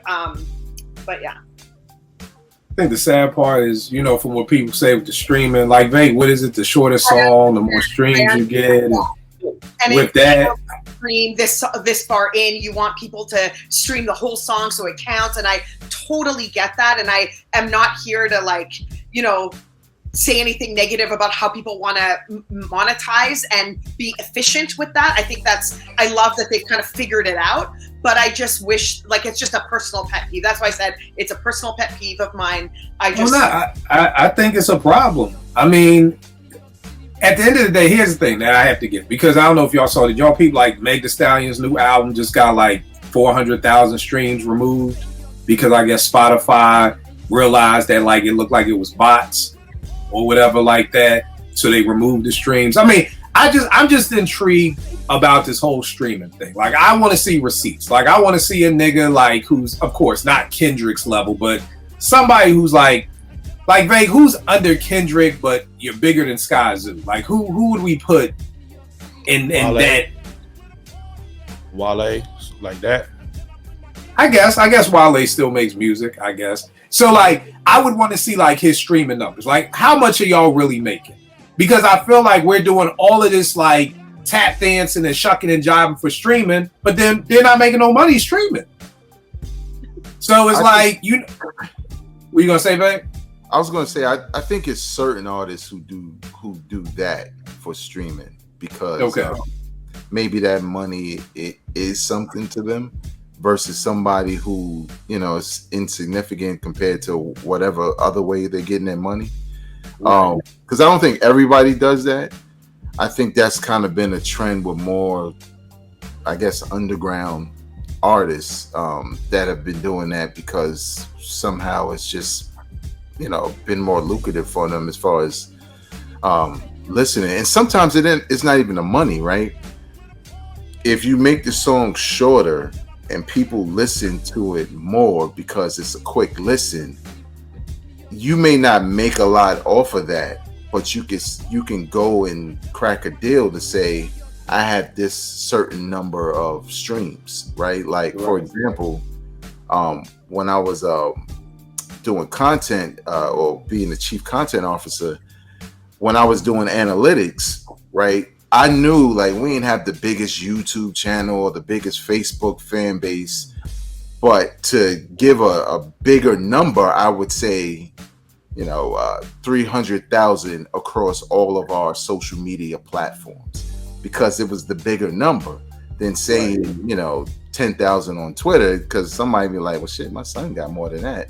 So it's kind of it's how you wheel and deal, because it's still a commodity, right? Because that's still 300,000 people.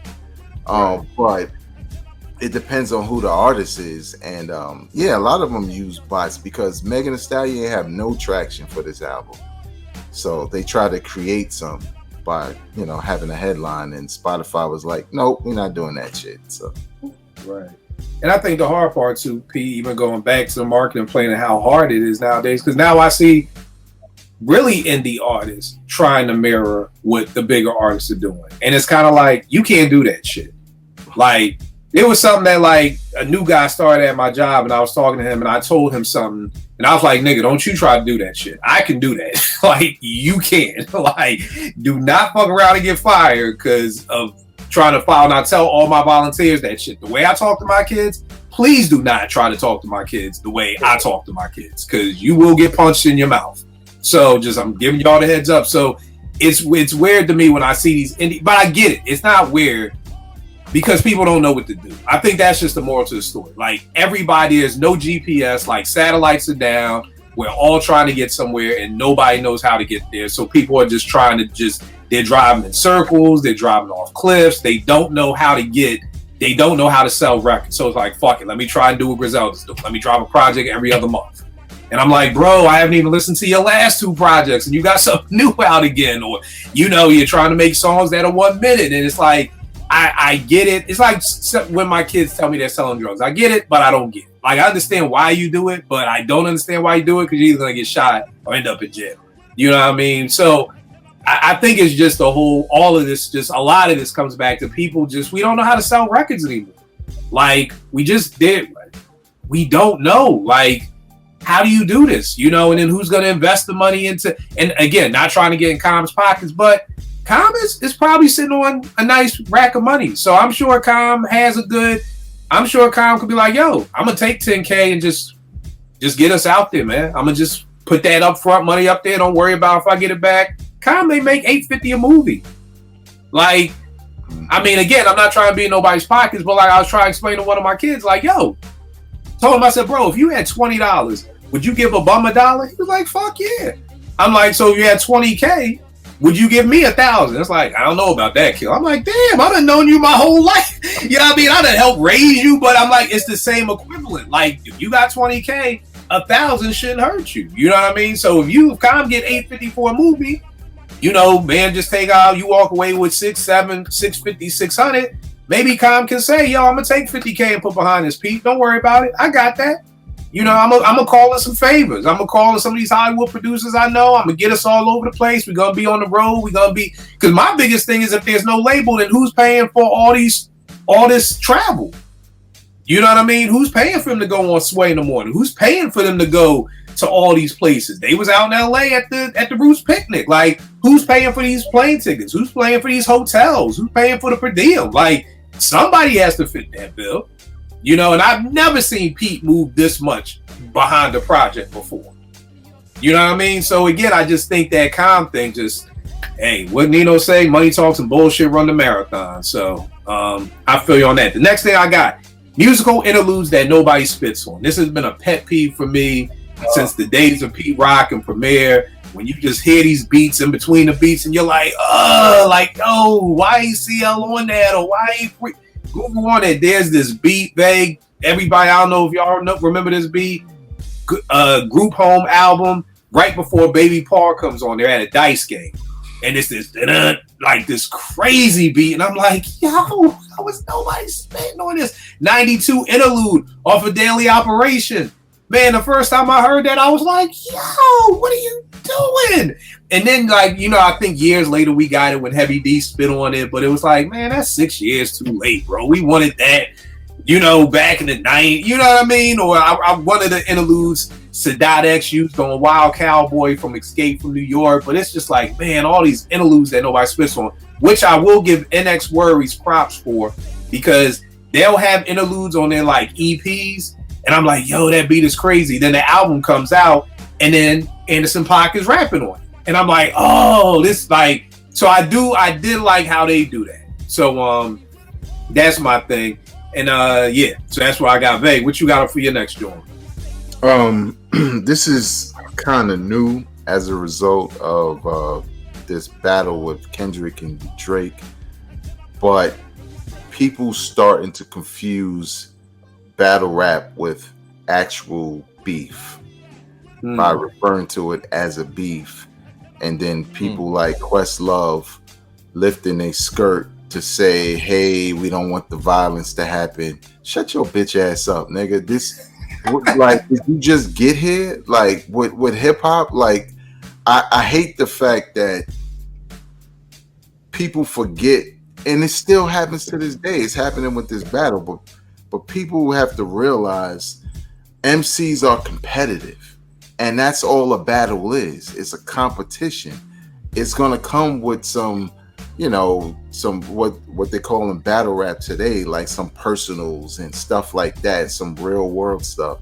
Pretending like Drake and Kendrick going at it automatically equals Big and Pac when Big and Pac didn't even have an exchange on record.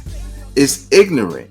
You're just labeling hip hop as a place where if we get aggressive, we can't control ourselves. Now the thing is, it ain't never the rappers really, right? It's always the hang-arounds or the fans or whoever that do that. But that happens in sports. Go to an NFL game. That shit is like the Royal Rumble in the crowd. Come to a game at the Eagles Stadium, nigga. Right. There's a reason why there's a police district in our stadium, and there are jail cells in our stadium. Wait, what? There's jail? Yeah, we got jail cells for them to lock niggas up. Oh shit! We ain't gonna take you downtown. We just gonna take you right downstairs. Take you down 3 levels, good brother. Right. Yep. Put you right down.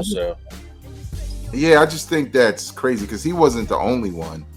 But I saw like, on a couple of websites, they would talk about, let's just keep this on wax and blah, blah, blah. And I'm like, well, damn, Meek and Drake didn't get violent. Nas and Jay didn't get violent. Sure, it could get violent, but you're not going to just randomly walk and see Jay-Z and Nas shooting a fade in the damn parking lot over it. It's usually other people. So I just hate the narrative that now competitive MCs shouldn't battle each other because of potential violence when I said this before, there's enough violence in this world that don't even involve any form of entertainment or music that people could care less about, but yet here you are on a campaign about some rappers rapping and Canadian cooked bacon,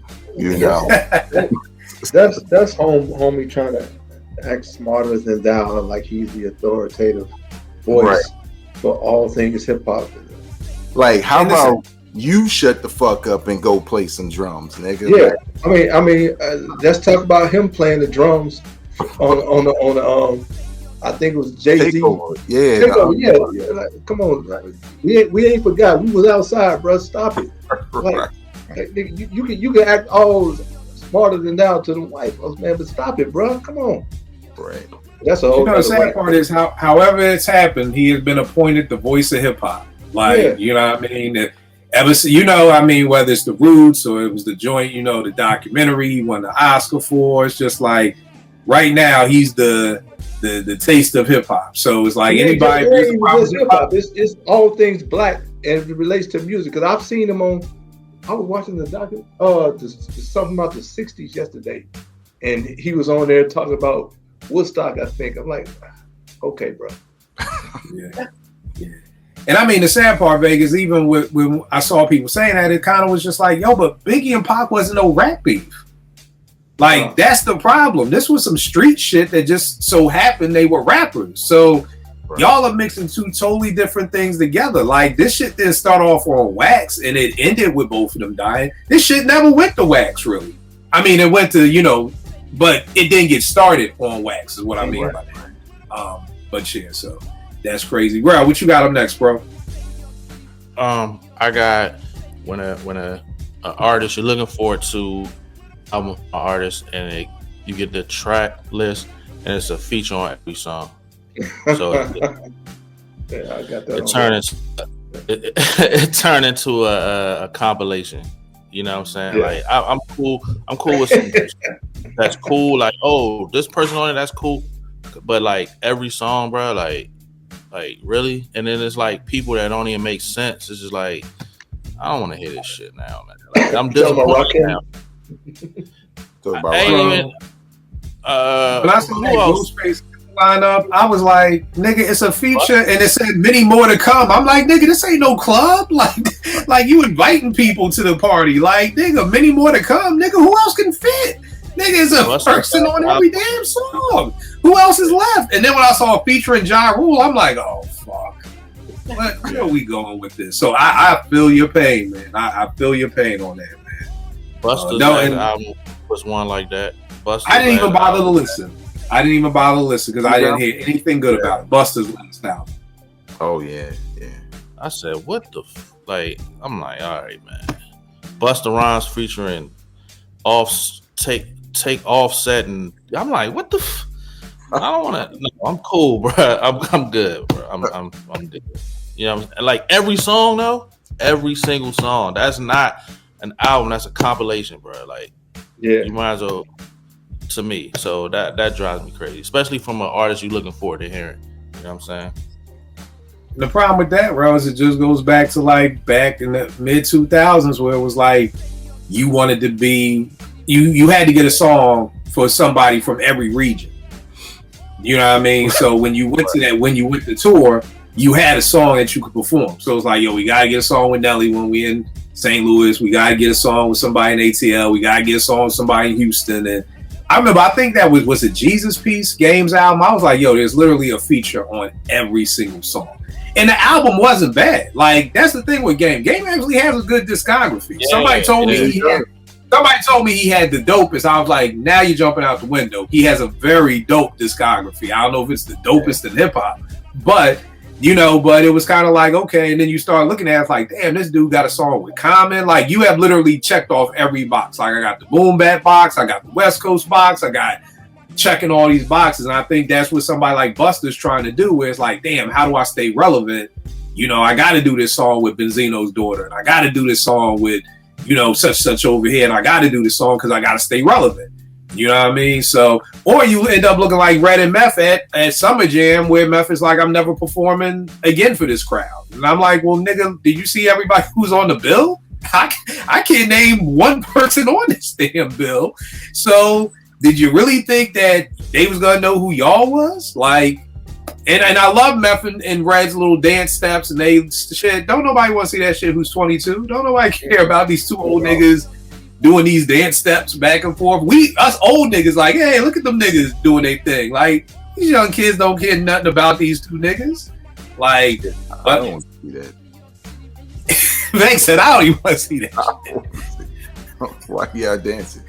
You know what I was gonna say real quick? I think it's like the feature thing is just a product of hype for a new generation, because that's how they get excited. Like, oh, we got such and such, such and such. So it's not just the artist; it's that all of these other people who they're excited for are there, and that's how they get hyped for it. Whereas we're like, damn, do you need all of them? Like, what about you? Like, are we listening to your shit? That's why I can't get hyped for Rakim album, because I'm just not used to Rakim doing that. Like, I could see if he had more than usual, but he got like 3 or 4 people per song, and just weird lineups. I mean, who knows? Maybe it'll sound alright, but bro, how did this one dude from a popular group make it to an album with Rakim?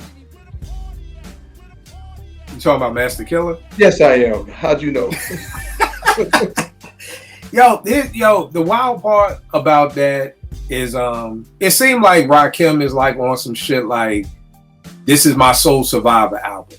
Like, I'm producing everything, and you know what I mean? Like, these are just the people who I want to get on the album or whatever like that. My only thing is when niggas be acting like, when people like, oh, but Rakim produced 80% of his music. I'm like, no, he didn't. Y'all cannot tell me that shit. Because if Rakim produced all that shit, there's no way his solo career should have been the way it was. Because if you made Microphone Fiend and fucking In the Ghetto and I Ain't No Joke, nigga, why are you fucking with Nick Wiz? No disrespect to Nick Wiz, but I'm just like, bro, like, that's like saying somebody's like a culinary chef, but I'm bringing in a nigga who drops fries at fucking McDonald's to come work for me. Nah, why do I need you if I done produced all this? I'm like, no, what probably happened is Rakim was like, yo, hey, I got an idea. I got this record. I want to rhyme over this. Took it to the engineer. The engineer put everything together. Because I'm like, nigga, you ain't make the beat if you don't know how to press play on this machine over there. You know what I mean? You may have had some good ideas, which is great. We all need good idea havers. But being a good idea haver is not being a producer. You know what I mean? It's just not. So I'm not saying that Rakim, niggas like, oh, you saying Rakim line? I'm like, first of all, nigga, there are 4 different people who saying they made these beats. Marley, Eric B, Large Professor, Paul C, and Rakim. 5 niggas are saying they made these beats. Somebody fucking lying. I don't know who. You know, y'all can believe who y'all want to believe, whoever is y'all favorite. Because that's who people gonna believe. You're gonna believe who your favorite is. If Eric B is your cousin, Eric did it. If Large Professor is your best friend, Paul did it. Like, so, but somebody's lying. Like, 5 different people can't be. If somebody's like, if Porsche, Bell, and Vern and me all like, yo, we produced the Las Vegas album. Somebody lying. So, what's up, Vern? Here, you always use this as a litmus test.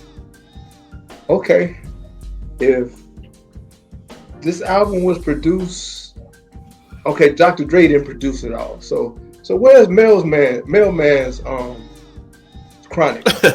Yeah. Yeah. I mean, that's it right there. Like, again, so when Daz is like, I produced the Chronic, I'm like, well, where's your Chronic? Not saying Daz has had dope beats. That's not what I'm saying. Mm-hmm. But if you, like I said, if Porsche is the cook on this show, if Porsche says she makes Thanksgiving dinner, guess what? She can make another one.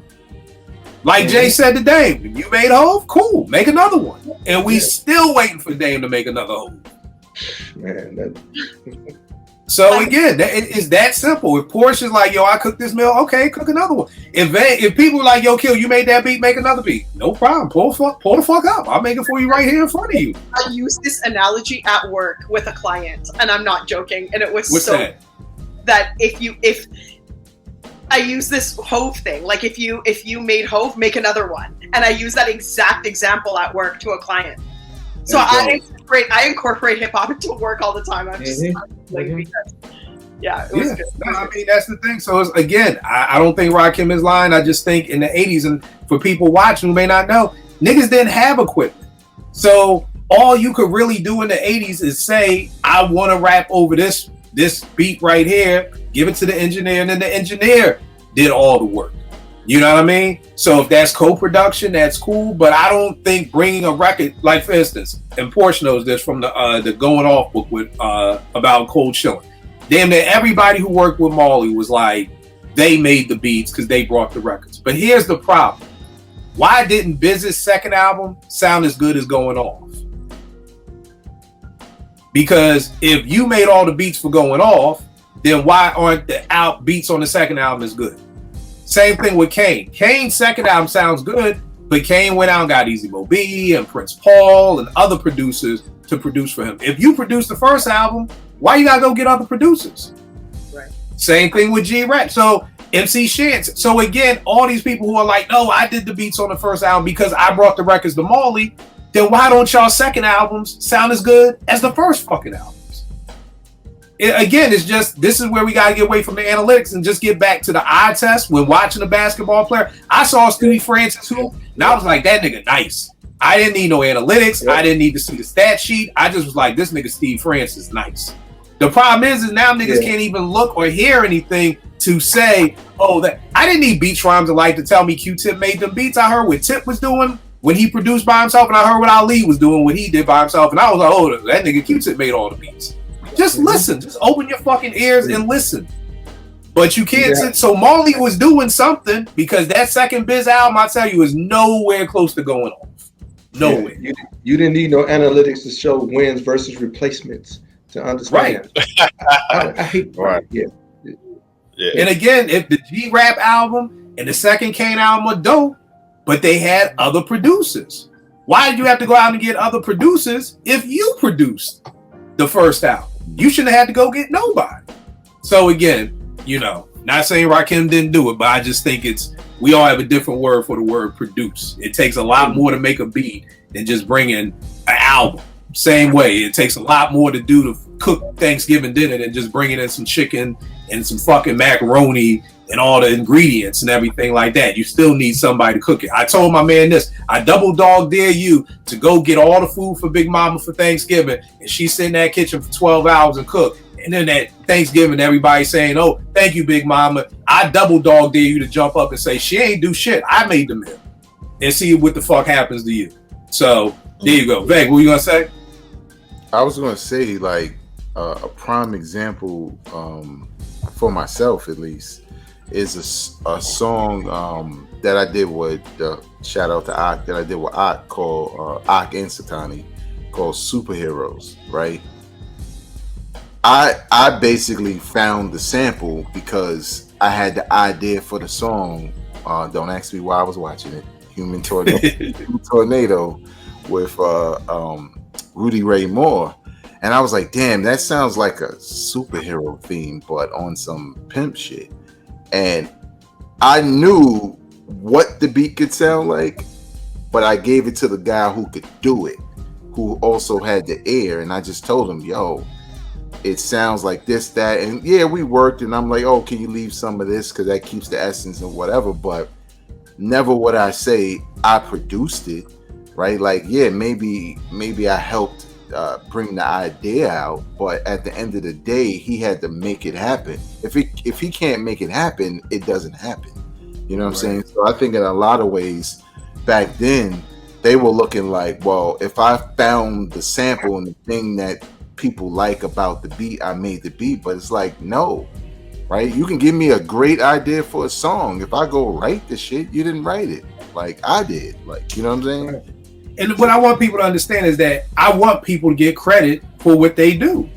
Right. I had a homeboy who used to record shop for Kanye when he was the old Kanye and all that stuff, but he would go get the records and send Ye samples and everything like that. He would never say he produced it. He played a part. But he's not going to say, oh, I produced, when late registration comes out, he's not sitting there. If Ye used all the samples he gave him, he ain't going to be like, oh yeah, I produced that out. You know what I mean? Like, you're not. He plays a very important part. And whatever that title he wants, or Ye's digger or record collector or cultural consultant, whatever y'all want to make up, that is a job. And I want people to get their credit for it, but you did not produce the album. Eric Sermon said all the samples for the El Nino album, I think he said like either an Asian woman or a white woman picked them for him. Like all the samples. Like she'd be like, yo, Eric, you should use this. Eric, you should use that. But the album says produced by Eric Sermon. You know what I mean? So again, not saying that I want people to get credit for everything they do, but it's just, you're not the producer. You didn't make the beat. And it's obvious because if you did, the second album would have been as dope. P, what you got up next? Skip me, man. Oh, I skipped you. I'm sorry, bro. I thought you went. I'm sorry. What was yours? No, I'm gonna go R&B. I hate, not just a pet peeve. I hate remastered albums where they take out all the stank, all the funk, and it's just some homogenized. Like, what is this? Perfect example. Most people ain't down with Misha Paris. But her first album was crazy. One Temptation and stuff like that. When you hear the remastered version, and I guess they couldn't clear something because the saxophone sounds so fluky and so corny. So I hate remastered albums. R&B. I hate remastered albums, hip hop. We was talking about Straight Out the Jungle the other day, and somebody was like, yeah, they just need to remaster. I'm like, no, the fuck they don't. Leave it the way it was. When I heard Straight Out the Jungle in 1988, no human being was talking about, you hear how the voices are muffled, you hear how the bass isn't clear. No, the shit sounded great. It was fine. I don't need nothing remastered. Like you said, Vern, that to me, that's half the element of what made the stuff so good, is the way it was recorded. The only thing I would want remastered is J. Rue the Damage's first album, because it's just recorded mad low. Like, it's just, so it's not about the dirt. I just need that shit turned up. Like, I don't know who I guess it was Eddie Sancho. I don't know what happened in mastering, but back in the day, Veg, at Morgan with your little CD changer, and it would, whenever J. Rules would come on, you'd have to turn the whole thing all the way up. Like, and then when the next thing would come on, you have to turn it back down. So I don't need a remaster. I just need the shit turned up. So, but I agree with you 100%, bro. Like, the way it was recorded is the way it was recorded. Now we're in the place of, and Quest started a lot of that shit too. Like, the engineering is off and this isn't right. And De La Soul is dead and 3 Feet High and Rising sounded. Nobody had any complaints with any of those albums in the 80s. I've never heard one person ever say anything about any of those albums sonically. You want to know why? Because we didn't even know what sonically was. Right. We put on our headphones. We was listening off the tape decks. Nothing was mastered for Apple Music. Nobody had no Beats by Dre. We just put on our headphones and we enjoyed the music. And that's all it is. And I wish we could just go back to just enjoying the music and not having to pick it apart and, all that shit. What you going to say, back? Well, two things. I think that's the reason why vinyl picked up again, because of that original sound that people miss, that warm sound.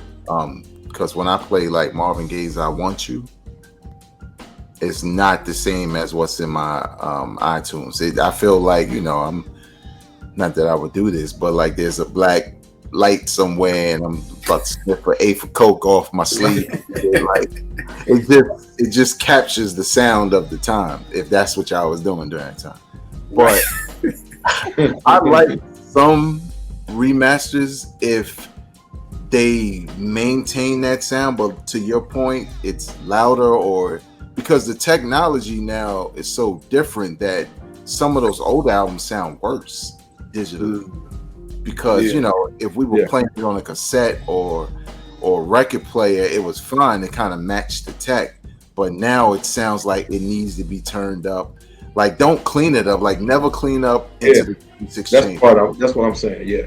Right. Like, don't try to clean everything up and make it so.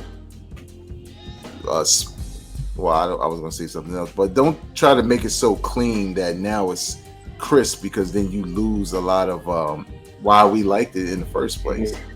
So it's a fine line between that. Right. Nah, I feel you, man. Pete, what you got up? Auto-tune, since the beginning of its introduction, I've not liked it. And people, I don't know why people are still kind of messing with auto-tune, and I think that it's people still really fucking with auto-tune like that.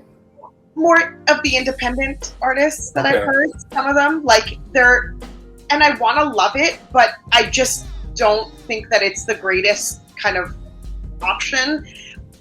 I don't know. If you're trying to sing, like, I know there's like an R&B dude, I'm not going to mention the name, but always auto-tunes his vocals. And it's kind of like, if you need to auto-tune it, then why are you singing? If you feel like you need to sort of mask it that way, then why are you singing in the first place? And if you're not, and if you've got the talent but you like the sound, it's really weird. I don't know. So for me, it's just, again, personal pet peeve of mine, because the person's got quite a following and people quite like his stuff, but it's just, I don't know. It's weird.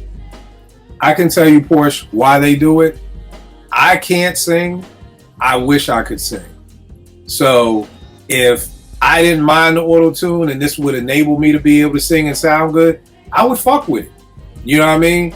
But there's an electronic synthesized sound there, and it's I feel you, but it enables you to sing. Imagine the person who always wanted to, play tennis. You know what I mean? If you could now magically play tennis and do something you always wanted to do. So I'm not defending that. I'm just telling you, when you asked why would someone do it, and it's like, hey, I always wanted to sing.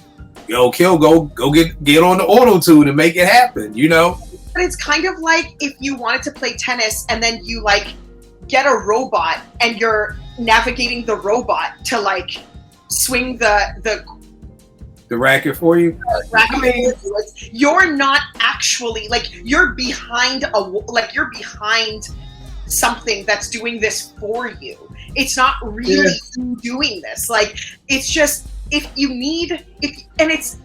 listen, I get it. You're like, if you need help, don't do it. And I'm with you. I'm with you. If you need help, it's just, if you need all your songs to be auto-tuned and that's kind of your thing, why are you doing it? I can understand artists that kind of dabble in it just to see what they sound like on it. They do it one time, they kind of never touch it again, or they've done, other stuff before, then they have this one project that's got auto-tune and then they never really touch it again. I'm totally fine with that. It's the ones that are like constantly behind this auto-tune. And it's like, I don't know. I just think the answer to your question is because they don't have talent, but they want to be recording stars. So it's either use auto-tune or go get a job at Advanced Auto Parts. So, it's like, fuck it, I'm going to just use this auto-tune. And then even if it's not auto-tune, I know an engineer who was working on this big project with a lot of big singers, and he was like, yo, bro, none of these singers out here are really singing. You know what I mean? Like, even if it's not auto-tune, like, I'm having to, like, take the best parts from here, and I'm having to tweak so much stuff on the mixing process of it. Like, none of these big-time singers are really just coming in the studio, one take, blowing it out the water. So even if it's not auto-tune, a lot of our singers are, their stuff is having to be touched up constantly too. So, there's that too. No. Crazy. I got two real quick. I hate when artists say, this is the realest shit I ever wrote. It's a pet peeve. I've seen some artists say that shit numerous times on the same album. And I'm like, well, how is this the realest shit? Because it was the realest shit 4 songs ago when you said this was the realest shit I ever wrote. And artists who disappear or take forever to drop. Like, I get it. It's artistic. Take your time. But it's kind of like, bro, how do you take 5 years before album drops? Like, what? Bang, I'm still waiting for the last joint in the Maxwell trilogy from like what was that? Dark Black Summer Nights or whatever. Nice, yeah. Dog, I mean, the joint, what was the first thing? The Pretty Wings, that shit, man, came out when Naomi was born in 2005. Like, Naomi's 18, y'all. Like, it's been 18 years and we still didn't even get the third part of the trilogy, but I'm about to go see Maxwell in October. This nigga done been on 5 world tours, but I ain't get this last part of the album. Shardays, the Foul Manches, I tagged some, I posted a beat, like 5 or 6 people was like, yo, Most would sound crazy on that. I'm like, does Most even rap? Like, where is Most? I don't know where he is. Like, so that's like a pet peeve. Like, why do y'all disappear? Can you give us something? Do something. I think Fab, I don't know if y'all really keep up with Fab like that, but I like went down this Fab wormhole. Yo, Fab got a lot of dope videos and like dope songs. It's like he's not putting out albums or even mixtapes, but like, I literally made like a 24 song mixtape just off of songs that I've seen him doing on YouTube. So it's like, even if you're not dropping an album, drop something just to let people know you still out here doing it. And then that was it for me. I'm done. Babe, what else you got left? A huge pet peeve of mine is because in recent years it started and it's picked up all crazy, especially during the pandemic, but it continues. Famous rappers or rappers selling features, Bitcoin and NFTs. Like, yep. I don't like it. I get, like, to me it just signals you need some money to keep up a certain lifestyle, because the Bitcoin thing, I knew about that and NFTs way before the pandemic and everybody else hopped on board, but it wasn't a thing. It kind of became a trend and got hyped and then it died down. And I think because there's a certain number of people who will do it, I don't know how much money that's going to mean, but the feature part really drives me crazy, because I've had dudes, they, like I mentioned with the Positive K thing, they never watch my podcast. They just assume I do interviews. So I'll get hit up on email, DMs, and all of that. And a dude will hit me up like, yo, I got a new single out. And he'll just say mad names. Like, you got Styles P, Ghostface, Juvenile. And I'm like, what the fuck? I'll go listen to it. And they're on there. But then I'm like, but who are you? And what label are you on? And then I realized they paid for the features. And it becomes almost meaningless because it sounds like it. That's what makes it even worse. It sounds like, soon as, like, you rapping on the microphone your money can afford, and then Jadakiss comes in and it just sounds like, dog, it sounds like he just rolled up and be like, we got 3 of these nobody niggas who paid. You got to go in the booth and do verses, and he just does them and they ship them out. And I'm like, is that worth your money? And for the rappers, doesn't that kind of dilute the mystique, the anticipation around a new verse from you? Because nobody presses play on those, right? Like, at all. So I just hate it. I get why producers do it, right? Like, if you ain't getting a lot of what do you call them, placements or whatever, but you're the beat miners and there's 100 boom bap niggas in Brooklyn who will pay you for those beats, yeah, do that shit. But I don't get it with the rappers and all the other stuff they do. So Meg, I agree 100% with you. During COVID, my man, one of my best friends, hit me from Philly, and his son raps. He was like, yo, he's like, yo, this artist reached out, to my son, like, yo, he's hype kill, like, yo, can you talk with him? I looked at him, I said, bro, nah, that's a scam, man. You know what I mean? Because it was like they were sending out things like, yo, you're dope, I want to work with you, da-da-da-da-da. So it wasn't even just them selling the verses. There were even some rappers who were reaching out to people. You know what I mean? Like, I guess somebody else was controlling their account or whatever like that. My man's son was so hyped, and it just broke my heart to have to tell him, like, nah, man, like, he ain't really reach out. Like, you know what I mean? And it's just, to me, that's fucked up as an artist that you would do that to your fans. You know what I mean? Like, you basically scamming them. You know what I mean? And you basically out here selling ass.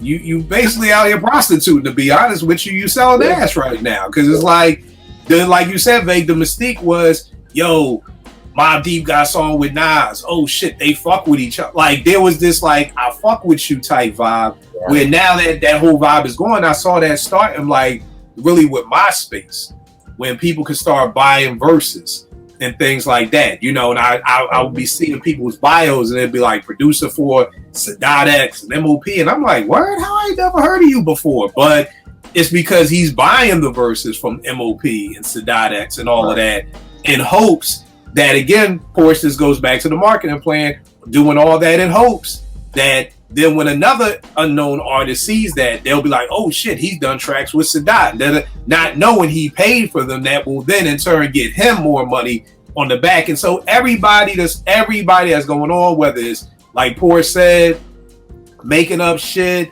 whether it's buying these everybody's just trying to find a way to get the bag. It's crazy. I was at the Howard Theater one night with this MC, and I was trying to sell him beats, and he was trying to sell me lyrics. And I was like, it was like the Spider-Man meme. Like, wait a second, man, I'm trying to sell you a beat. He's like, yeah, but I got beats with Alchemist and Bodie, with Alchemist and Derringer. I'm trying to sell you a verse. And I'm like, nah, we good. We just walked away. But I was just like, yo, that was the strangest thing to me. I've never had a rapper try to sell me a verse. Yeah, that's crazy. Yeah, like I'm trying to make money from you, and you trying to make money from me, and it's just like, wow, like this is a weird time right now for hip hop. So yeah, I'm definitely with you on that, babe. Can I throw one in on that? Yeah.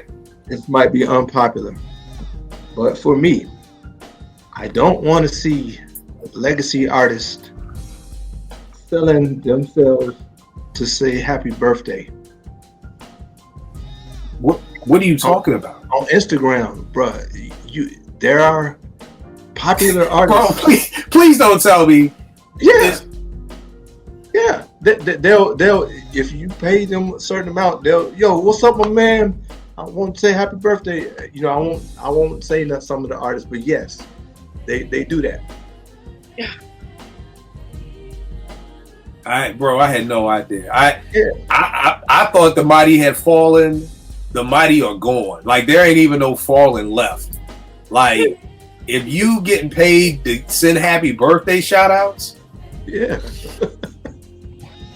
Yo, that's crazy. You know, a lot of this really, because I remember there was some producers who would be like, yo, if fuck all this shit, man. Raheem DeVaughn was charging people like, yo, send me a song and I'll critique it for you, and it's like $150. And I'm like, God damn, nigga. Like, or Brian Michael Cox was like, yo, send us some beats and we'll critique your beats.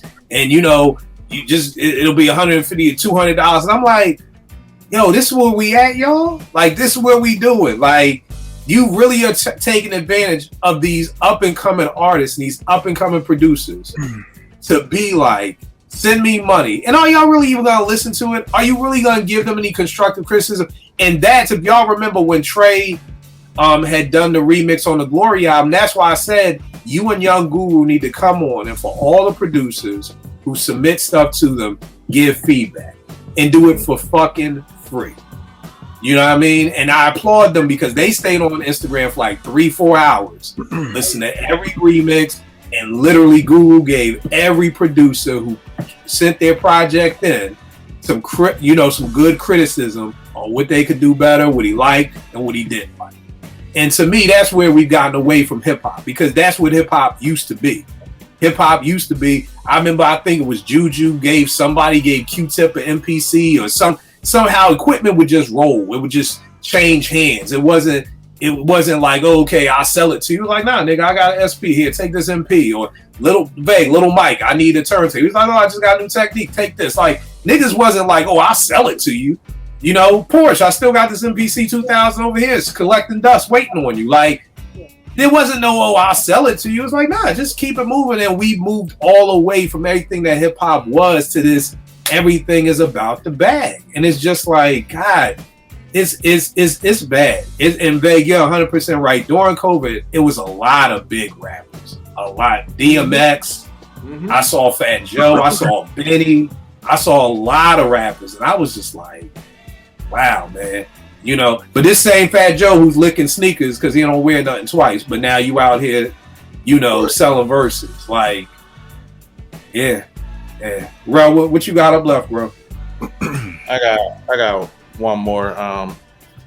And I want to preface it first, like we all come up from different places, and you get exposed to different stuff. Because someone hasn't been exposed to, they didn't get on to a certain artist from your area, does not mean they have like a South bias or a West Coast bias or something like that, because they weren't exposed to an artist the same way you were. Like, they were late to the party on Scarface, for instance. I'm big on Scarface, right? Kill, not so much, right?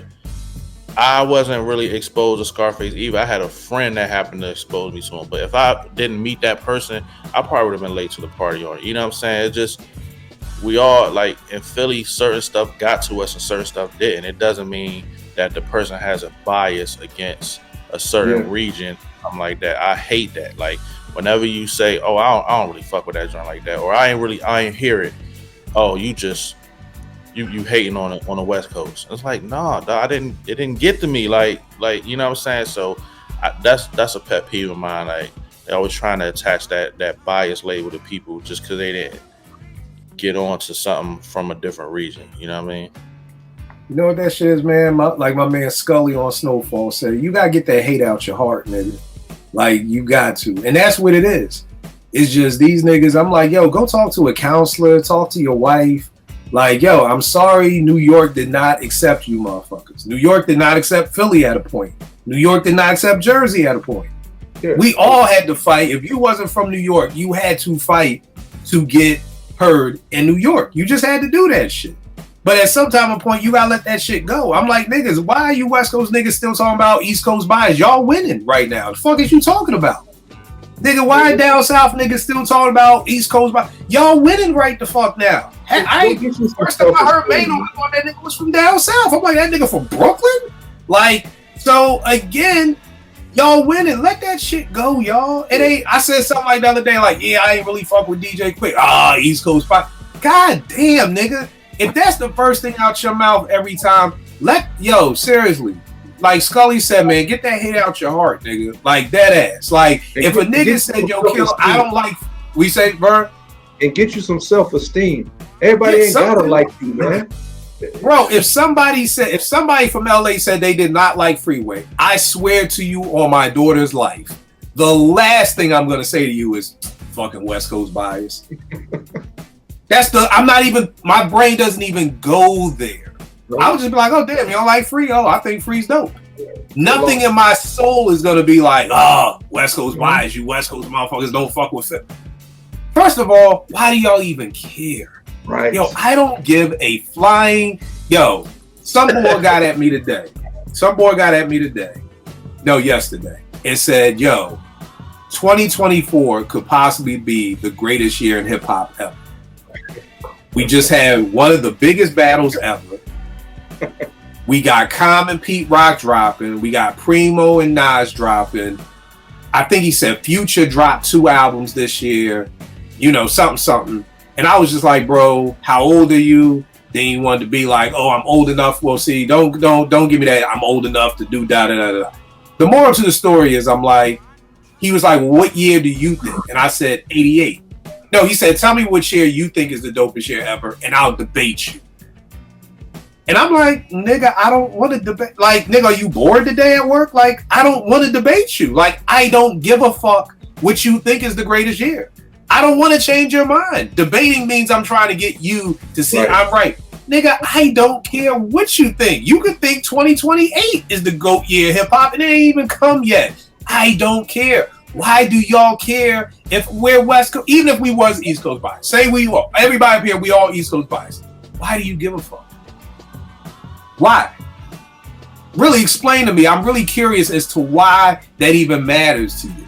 I get it. I totally get it. Y'all had to work for our love because we didn't have to listen to West Coast hip hop to listen to hip hop, and y'all did have to listen to East Coast hip hop before. But that was 20, 30 years ago, y'all. Who cares? Who cares?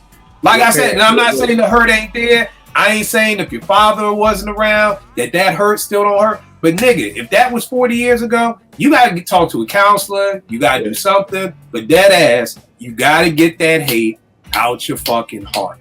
There shouldn't be nobody talking about no East Coast, West Coast bias no more. We've been around for 50 years, y'all. Cut that shit out. That's some nut ass shit. It really is. It really fucking is. Like, I could understand that in 92. I can understand that in 95.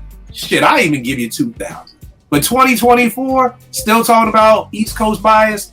Man, cut that shit out, man. Cut that shit out. You know what's so crazy about that? Like, I remember one dude just, you know, I could tell this isn't like a Twitter thing. This was kind of like I think it was at EAA. And I remember when he heard me talk and he knew I was from Brooklyn. Well, not from Brooklyn, but he knew I was from New York. Because I could see it in his eyes, right? Like, oh, a live New York nigga in front of you, right? Like, so he started talking about, you know, the biases and stuff like that. And I look at it two ways, right? Like, for one, I forget where he was from, one of the Carolinas. I remember, I was like, for one, you are in North Carolina talking about New York, but nobody in New York is talking about North Carolina right now. I guarantee you.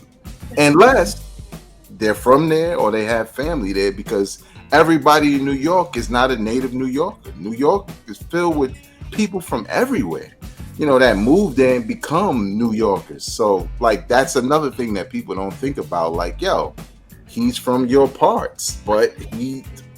Preem and Guru. You could have told me they weren't from Brooklyn. I only heard the Boston in Guru's accent once he said it. I thought he talked like that. So the other thing, like with hip hop, to your point, is there was a time where, you know, felt like it was all New York. And I can't imagine being in New York or being outside of New York and that's what's on TV all the time. Those are the artists, those are the videos and stuff like that. And there's never anybody naming my block or my neighborhood. So I looked at that and I just told Shorty, I was like, look, you can't tell me what New Yorkers were listening to say we had a bias, because I know niggas that was No Limit out when No Limit came out. And they were straight up Brooklyn niggas like, yo, I fuck with this. I love these covers. I love the rollout. Y'all niggas sleeping. I know niggas that like Pac more than Big in the same neighborhood. So again, it's just a bunch of people who romanticize what they feel about New York, and they met one or two motherfuckers or they went on a vacation. You're a tourist, dog. You don't know anything about a place until you live there. We could speak about B-More because we were living there. We were part of the economy. I worked in the school system. I know B-More. You know what I'm saying? But I would never just come off half cocked like, yeah, all y'all niggas dressed the same. Fuck y'all. Like, because I'm from Brooklyn. That's the expectation. But in the real world, that's just not what it is. You got to live somewhere and really get to know the people to know that there were people who were rocking with Outkast. And even when Dr. Dre and Snoop say y'all don't love us, I was looking like, nigga, that shit is getting played all the time here. So whoever booing, I don't know what them niggas booing for. So I think in a lot of ways, sometimes they don't look at the fact that when they're calling you biased, they're actually also being biased because they know nothing of your region. To say that that's all you like or that's all you care about. So that's my perspective from a New York nigga. Nah, I mean, that's it. And again, like I said, I get it. People have said, yo, you don't understand, Kill niggas wasn't playing such and such in New York on High 97. And I'm like, bro, I'm not saying that you don't have a right to feel the way that you felt. I'm just saying that 50 years old, get the fuck over. That's all I'm saying. You can have the right to feel that whatever happened in your childhood, whatever happened to you, you have every right to feel the way you feel. I just want you to heal from it. Yeah. You can't be 50, 60 years old still talking about, well, my daddy wasn't around. I'm so sorry that your father wasn't around, my brother. I truly am. But I don't want you going to the grave with this hate in your heart for your dad not being there, and that's the reason why fill in the blank couldn't happen in your life. Again, not saying that didn't play a part, I'm just saying, but somewhere along the line, we gotta say, okay, fuck it. My pop wasn't around. How am I gonna become a better man? That's all I'm saying. Not to say that to discredit any of the feelings. Like I said, I used to spend every summer in Brooklyn, and Brooklyn niggas would burn me to the ground. Look at y'all corny ass rappers, Fresh Prince. Fucking parents just don't understand. Fuck that nigga. Trust me, I lived through it. Okay? But the second that New York gave me the props, I'll never forget when Philadelphia Half-Life came out, we was at Morgan, niggas was like, yo, this nigga Black Thought, nice. And that was the first time, like, really a whole bunch of New York niggas was like giving love to a Philly rapper. And I ain't thought about that shit since. Like, and like Vang said, I don't know anybody in Philly who wasn't fucking with the Chronic. Like, nigga. Like, I don't know anybody who wasn't playing. I don't know anybody who wasn't hyped for Doggy Style. So, just because we didn't like Above the Law don't mean we East Coast bias. It just means we didn't like Above the Law. Like, that's it. Niggas be like, kill you, East Coast bias. Outkast is my favorite group ever, and I think they're the greatest group ever. How am I East Coast bias? How? Man. Oh, that's just Outkast. But what about no? Stop with this. Don't add nothing else to the table. Just leave it there. Like, what else do you want more than the greatest group of all time? That's still not good enough for y'all. You would think an intelligent person would be like, oh, word? All right, Kill, dap you up, my nigga. All right, good shit. Y'all ain't even happy with the greatest group of all time. Like, what the fuck else y'all want? Y'all won. Like, what Kevin Hart said, you still working out like you big. Nigga, you won. You won. There's no more muscles to get. You won the race. And y'all still mad. That's what I'm saying y'all fuckers gotta get over. Because that's what looks bad. Y'all nigga have won. Y'all won the Olympics and you still talking shit about the U.S. Like, y'all won.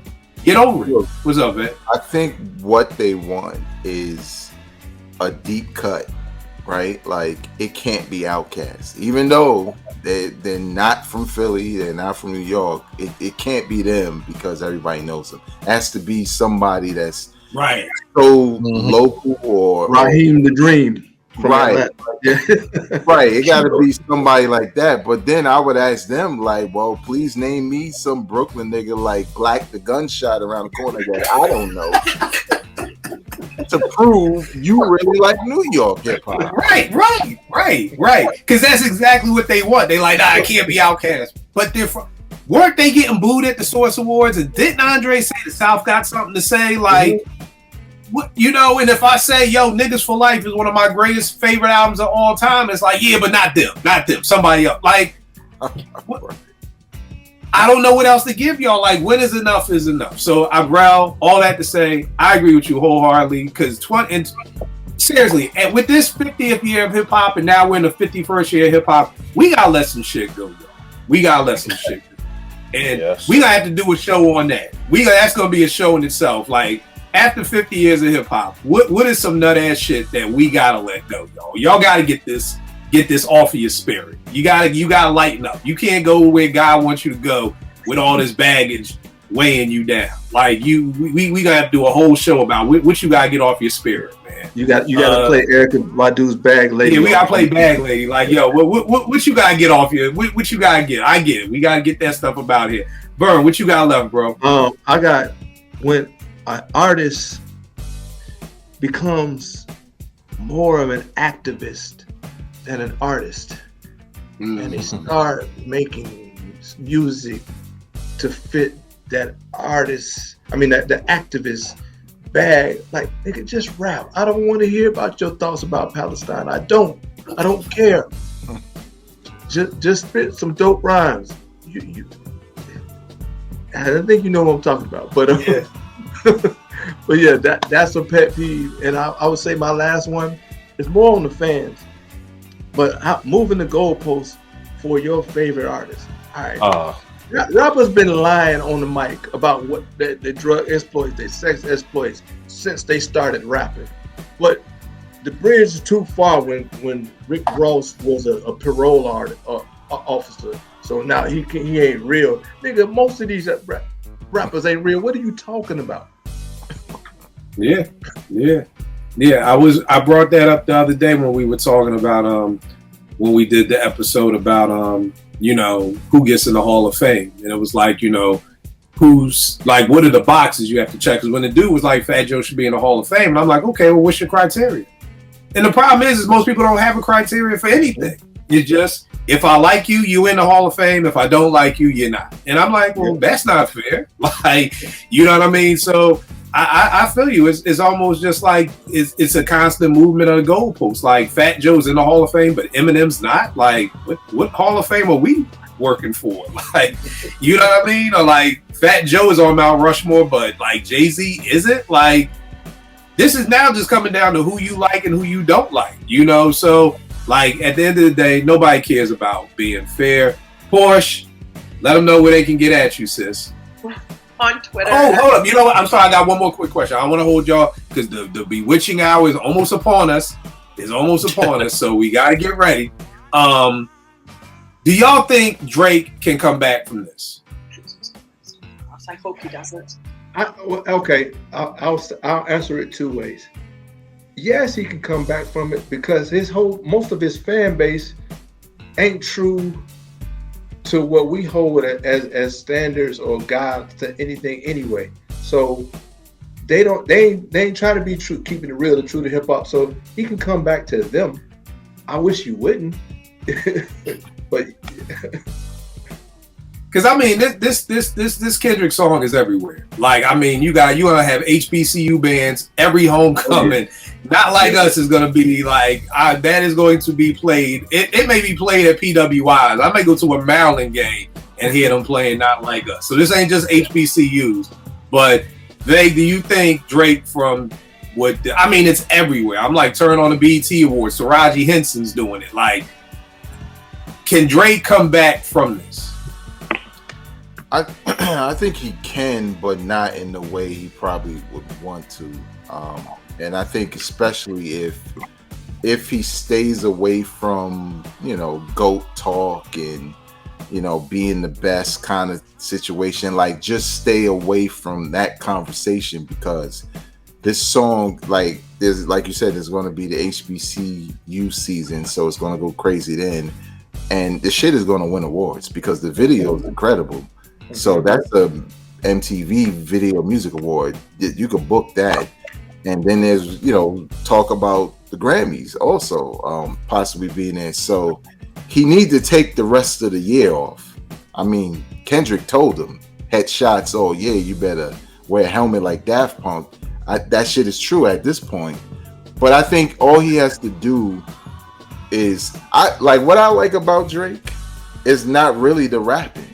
Like, I like the singing. I like the production with the singing. Mm-hmm. You don't do it that much anymore. Yep. Get on your male Sade. Yeah, man. Like, do that. Yep. And so people not looking at you for rap, and they, those who like your hits, they get reminded of what they like about you. But you say anything. You subliminal, Whitney, you say anything, nigga. You are fit. You already finished. Yep. So I think he just got to play cool, because like we said with J. Cole, it was the same thing. Like, you start talking that top 5 shit, we gonna be like, yeah, well. Right. Yeah. Bro, what you think? Yeah, I think he can come back because, I mean, it's just what you classify come back. Like, a lot of his... Can he go back to being one of the biggest stars in the world? To a particular crowd, yeah, because they don't care about shit. Like, they don't, you know what I'm saying? Like, when I saw, I was remember what's the boy with Tekashi 6ix9ine, right? Remember, he was popular, and then he was a snitch, and it was like a lot of people didn't even care, bro. Like, they don't hold the same standards and morals that we do, and they don't, so and a lot of his fans are not necessarily just hip hop fans, so they don't even care. Like, he can't come back, in my view. Like, but to other people, he probably can. Not. I agree with Vade. Like, watch what you say though, because you know what I'm saying. Like, you got your ass kicked. You know what I'm saying. Like, chill out with some of the stuff. But I think he can come back and still be popular to the crowd that really rock for him, because there's still people that rock for him now. Like, you know what I'm saying? Like, that lose their mind arguing in his defense. You know what I'm saying? So he can come back, but you know, he look funny in the light, but a lot of them people don't care. You know what I'm saying? They don't care about shit like that. And Pete, what do you think? I know you don't want do you even want to talk about? No, I just have like I don't know why people would want him to come back. Like there's not enough corny shit happening in the world that you want to add this cornball this too. And he's not the best human being in the world either. I mean, he's got a slew of allegations around him that have been, you know, seemingly true. So I don't know why anyone would want him to come back. This was the perfect time for all of his advisors to be like, just go out. Like, don't ever come back. You've got enough money. You've got all this shit. Sell your jet if you need to. Like, you know, consolidate some shit if you want some money. But you don't really, like, don't come back. And I don't know why anyone would want him to come back. His friends included. I mean, it's just an embarrassment at this point. I feel you. And I'm just catching up to what I've been saying for the last several years. So I feel you. I forgot my man's name. I always love to give credit where it's due. I'll try to tag him in this. But he had this dope post that kind of was explaining like why, because I didn't really get why these Drake fans are so upset. Like, I don't know if I've ever seen people this upset. Like, I don't know if I've seen boxing fans this upset of like a boxer losing. And he kind of broke it down how Drake and Kendrick are the same age, but like their core audiences are totally different. So it's like Kendrick's audience is more mature, like for us, and Drake's is more the young people. So the Drake fans are really losing it because it's like we lost to them. We lost to the old heads. Like everything they've been saying about us, and I'll try to see if I can find the tweet, but it was really well written piece that I didn't think about, and I was like, wow, that's kind of true. Like, you know, and I didn't realize they were the same age. And it's weird because Drake's fan base is younger, you know what I mean, and than Kendrick's is, you know, because you had a lot of people who were talking shit about Kendrick, like this is his first hit, and I'm like, his first hit, like this nigga's $1 grand, like what are y'all talking about, you know what I mean? So I think that plays a huge part. And like academics and the more mall, I don't know what's going. I don't know if them niggas is having a threesome with Drake. Them niggas are way too emotional about this Drake. I saw Maul get more mad about this Drake shit than about Joe Budden's not paying that nigga his money. Man. And I'm like, yo, I've never seen a black man get more mad about some other shit than your man taking your money. Like, so it's just it's weird out here. It's weird. Imagine my uncles and my dad crying over Earth, Wind, and Fire versus the Isley Brothers. You know, a difference of opinion. You know the picture on The Godfather when he shake oh boy, like, you can act like a man. Like y'all on some weirdo stuff, man. Yeah, I'm just I the only thing that I can say is I hope they're on Drake's payroll and they're getting paid to cap for him. Because if they're not, then bro, I gotta look at you. I'm looking at you weird to why you're defending another grown ass man to this extent, right? Mm-hmm. To Portia's point about, you know, things about Drake, maybe you look compromised now. Maybe you was in on it, some of those things, and you know, he get caught, you get caught, because you know he was something he for damn sure gonna tell. Yep. And now you gonna look funny, and you ain't nobody. He could get out. He got enough money to get out of it. You don't. So to me, certain people look, because Act will say he'll play both sides of the fence. He'll say one thing about Kendrick, but then he'll say like, you know, Drake didn't need to be at no white party when the Not Like Us video dropped. He's supposed to be at the black barbecue, blah blah blah blah blah. And I'm like, he wasn't invited. What, have you not been paying attention? Right. He's not invited. So I think that's what stands out to me. I think some of these cats were aware and maybe willing participants in some things. And it's a good point. They probably so I read this piece and I'm like thinking like they're like, yo, you know, ever since this whole Puff thing, Jay-Z and Beyonce been real quiet, you know. And it's like, yo, Beyonce came out with this country album. This was like the big album she wanted to promote, and it's been crickets. It ain't been no videos. It ain't no concerts. It ain't no nothing. And I was like, oh shit, that is true. Like Beyonce, like I forgot she came out with an album. You know what I mean? And it's like, yo, niggas is laying low around. A lot of people being real quiet right now about Puff. Because we got a lot to thank Puffy about then, because I'm tired of a lot of these oversaturated people. So appreciate you, Puffy. Like, yo, a lot of people real quiet because like you said, I got caught doing some dirt once. And well, I didn't get caught. I was with my niggas, and two niggas. It was four of us. Two niggas got caught. And one of them, we was like, oh, nah, he a rock. He ain't been there. But the other nigga, we was like, I don't know about dude. Like, I don't know, man. He may break, man. Like, and we sit there, like, kind of shook, like, fuck. Like, I don't know if this dude gonna break or not. So, yeah, people real quiet because who knows what kind of numbers they gonna be throwing at Puff. And Puff really seemed like, not even seemed, I really believe Puff is Nino Brown. He like, nigga, I ain't going down alone. Nigga, we all going down, nigga. He's probably done a lot more for a lot less. So yeah. And look, when you got cameras in all the room, you don't know. Right. Because I mean, the whole Cassie beat down thing. Like, then he paid for somebody to get that taken care of, and he still popped up. So, like, who knows what else is on? Minted, man. Yeah, who knows what else is on tape? Where can they get at you? We all know you hate Drake. We all know you love Pete Rock. On Twitter at Cherchez Porsche. With this new Pete and Common album dropping, this is your time. This is a good time to interact with P. New Pete Rock album is coming out. Talk about how dope Pete is. You may have a chance, y'all.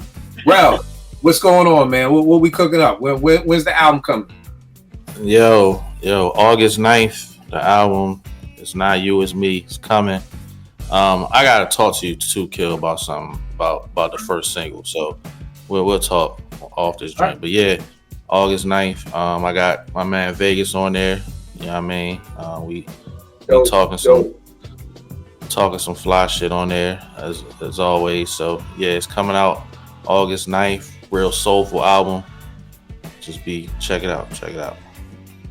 All right, Vern, where can they get at you? The closer.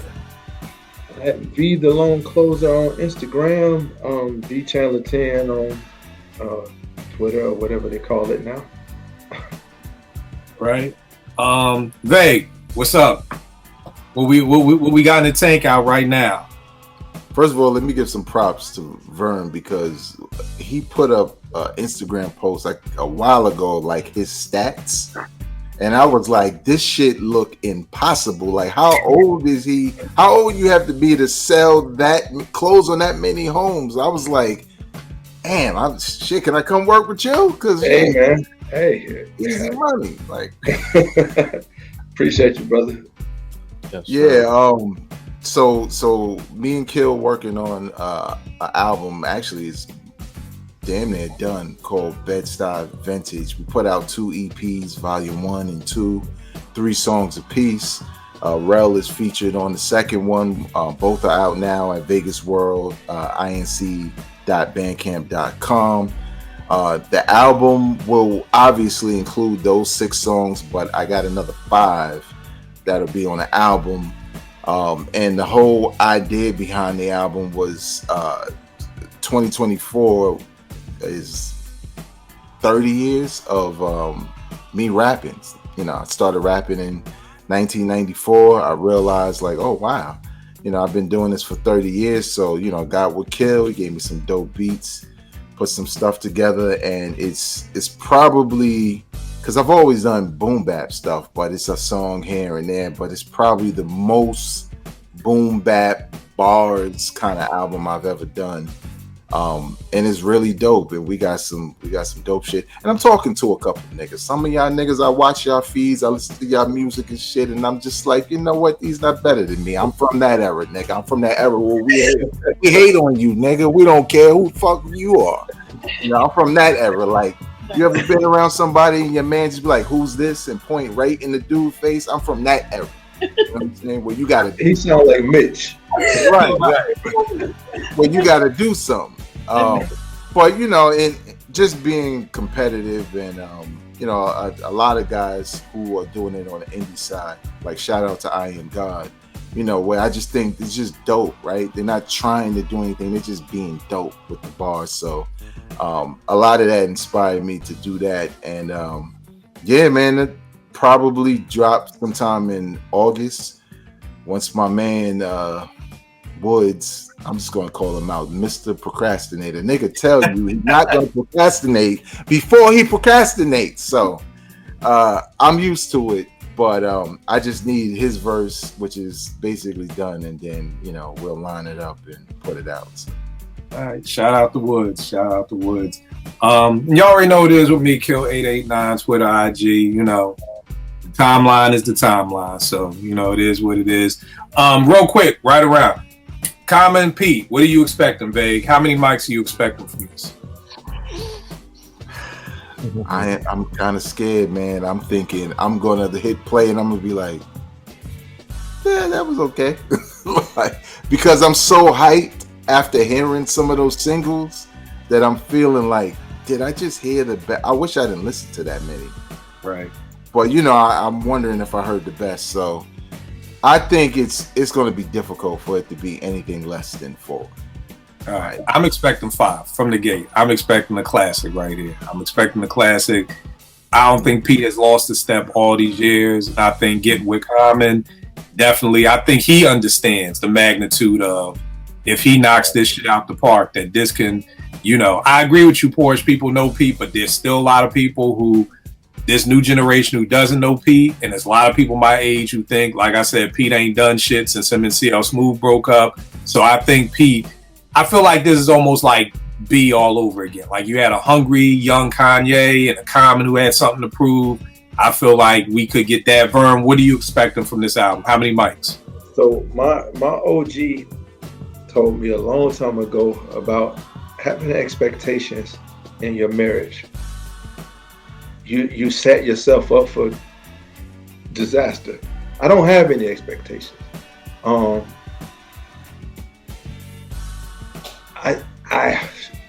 If you put a gun to my head, I would say 4, but I don't have anything. I just want to listen to it at its own merit and see what I see. All right, that's what's up. That's what's up. P, what's your expectations? So I have not listened to any of the singles. You are a trooper, Porsche. I want you to know that. Everybody listening, Porsche got me in. We don't listen to singles. Namely, I know for me, P, you got me into that, and then also because of what was Nas's first single off King's Disease? It was Ultra Black. Because I know if I would have heard Ultra Black as the first single, I would have been like, this shit whack.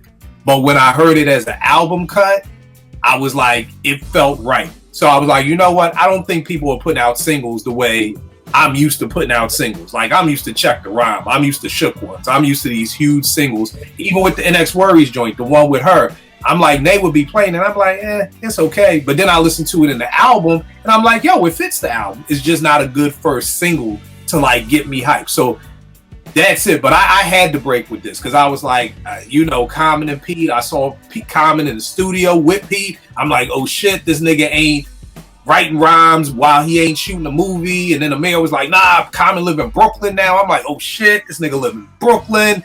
Like, this could be crazy. So that I wish I didn't listen to the singles Porsche. I didn't listen to this new one. Like people were sending it to me. Did you see him on Fallon? I'm not listening. I am done. So P, you were able to not listen to anything, which is not listen to any singles. I had people being like, "Did you hear?" And I'm like, "No, leave me alone about it. You guys know how I roll with singles. I stay away from them." It was a New Year's resolution like 5 years ago, and I've stayed true to it since, and I like it better that way. I didn't even break that for Pete Rock, so I don't think I'd break it for anybody else. And my expectation, to be honest with you, I've thought a lot about this, and I know you guys don't want this long-winded explanation, but I'm going to try to hold off as long as I can listening to it, and I'm going to try and stay off of the TL because I just want to take my time with it and then listen to it on my own without any influence of opinion. and then form my opinion. So this is what I'm trying to do. I don't know how well I can do that part of it, but I've managed to stay away from the singles for now, so we'll see. We'll see. All right. And Bro, what about you? What you expecting? At least a 4.5. You know what I'm saying? But I just want to just listen to it, man, and a few times. You know what I mean? And just enjoy it. I don't want to put no pressure or have some crazy expectations. I just want to enjoy it. And by the way, I just heard a snippet of LL's next single. Crazy. It's crazy. Yeah. Right. Q-Tip Right. is crazy. Yeah, just I just now, heard a snippet. now I can't listen to this shit. Y'all, you know what? They gotta come up with some release dates. Y'all can't be letting these snippets fly and then it'd be another 3 months until the album come out. Like, I at least need the release date. All right, y'all. I will check y'all next week.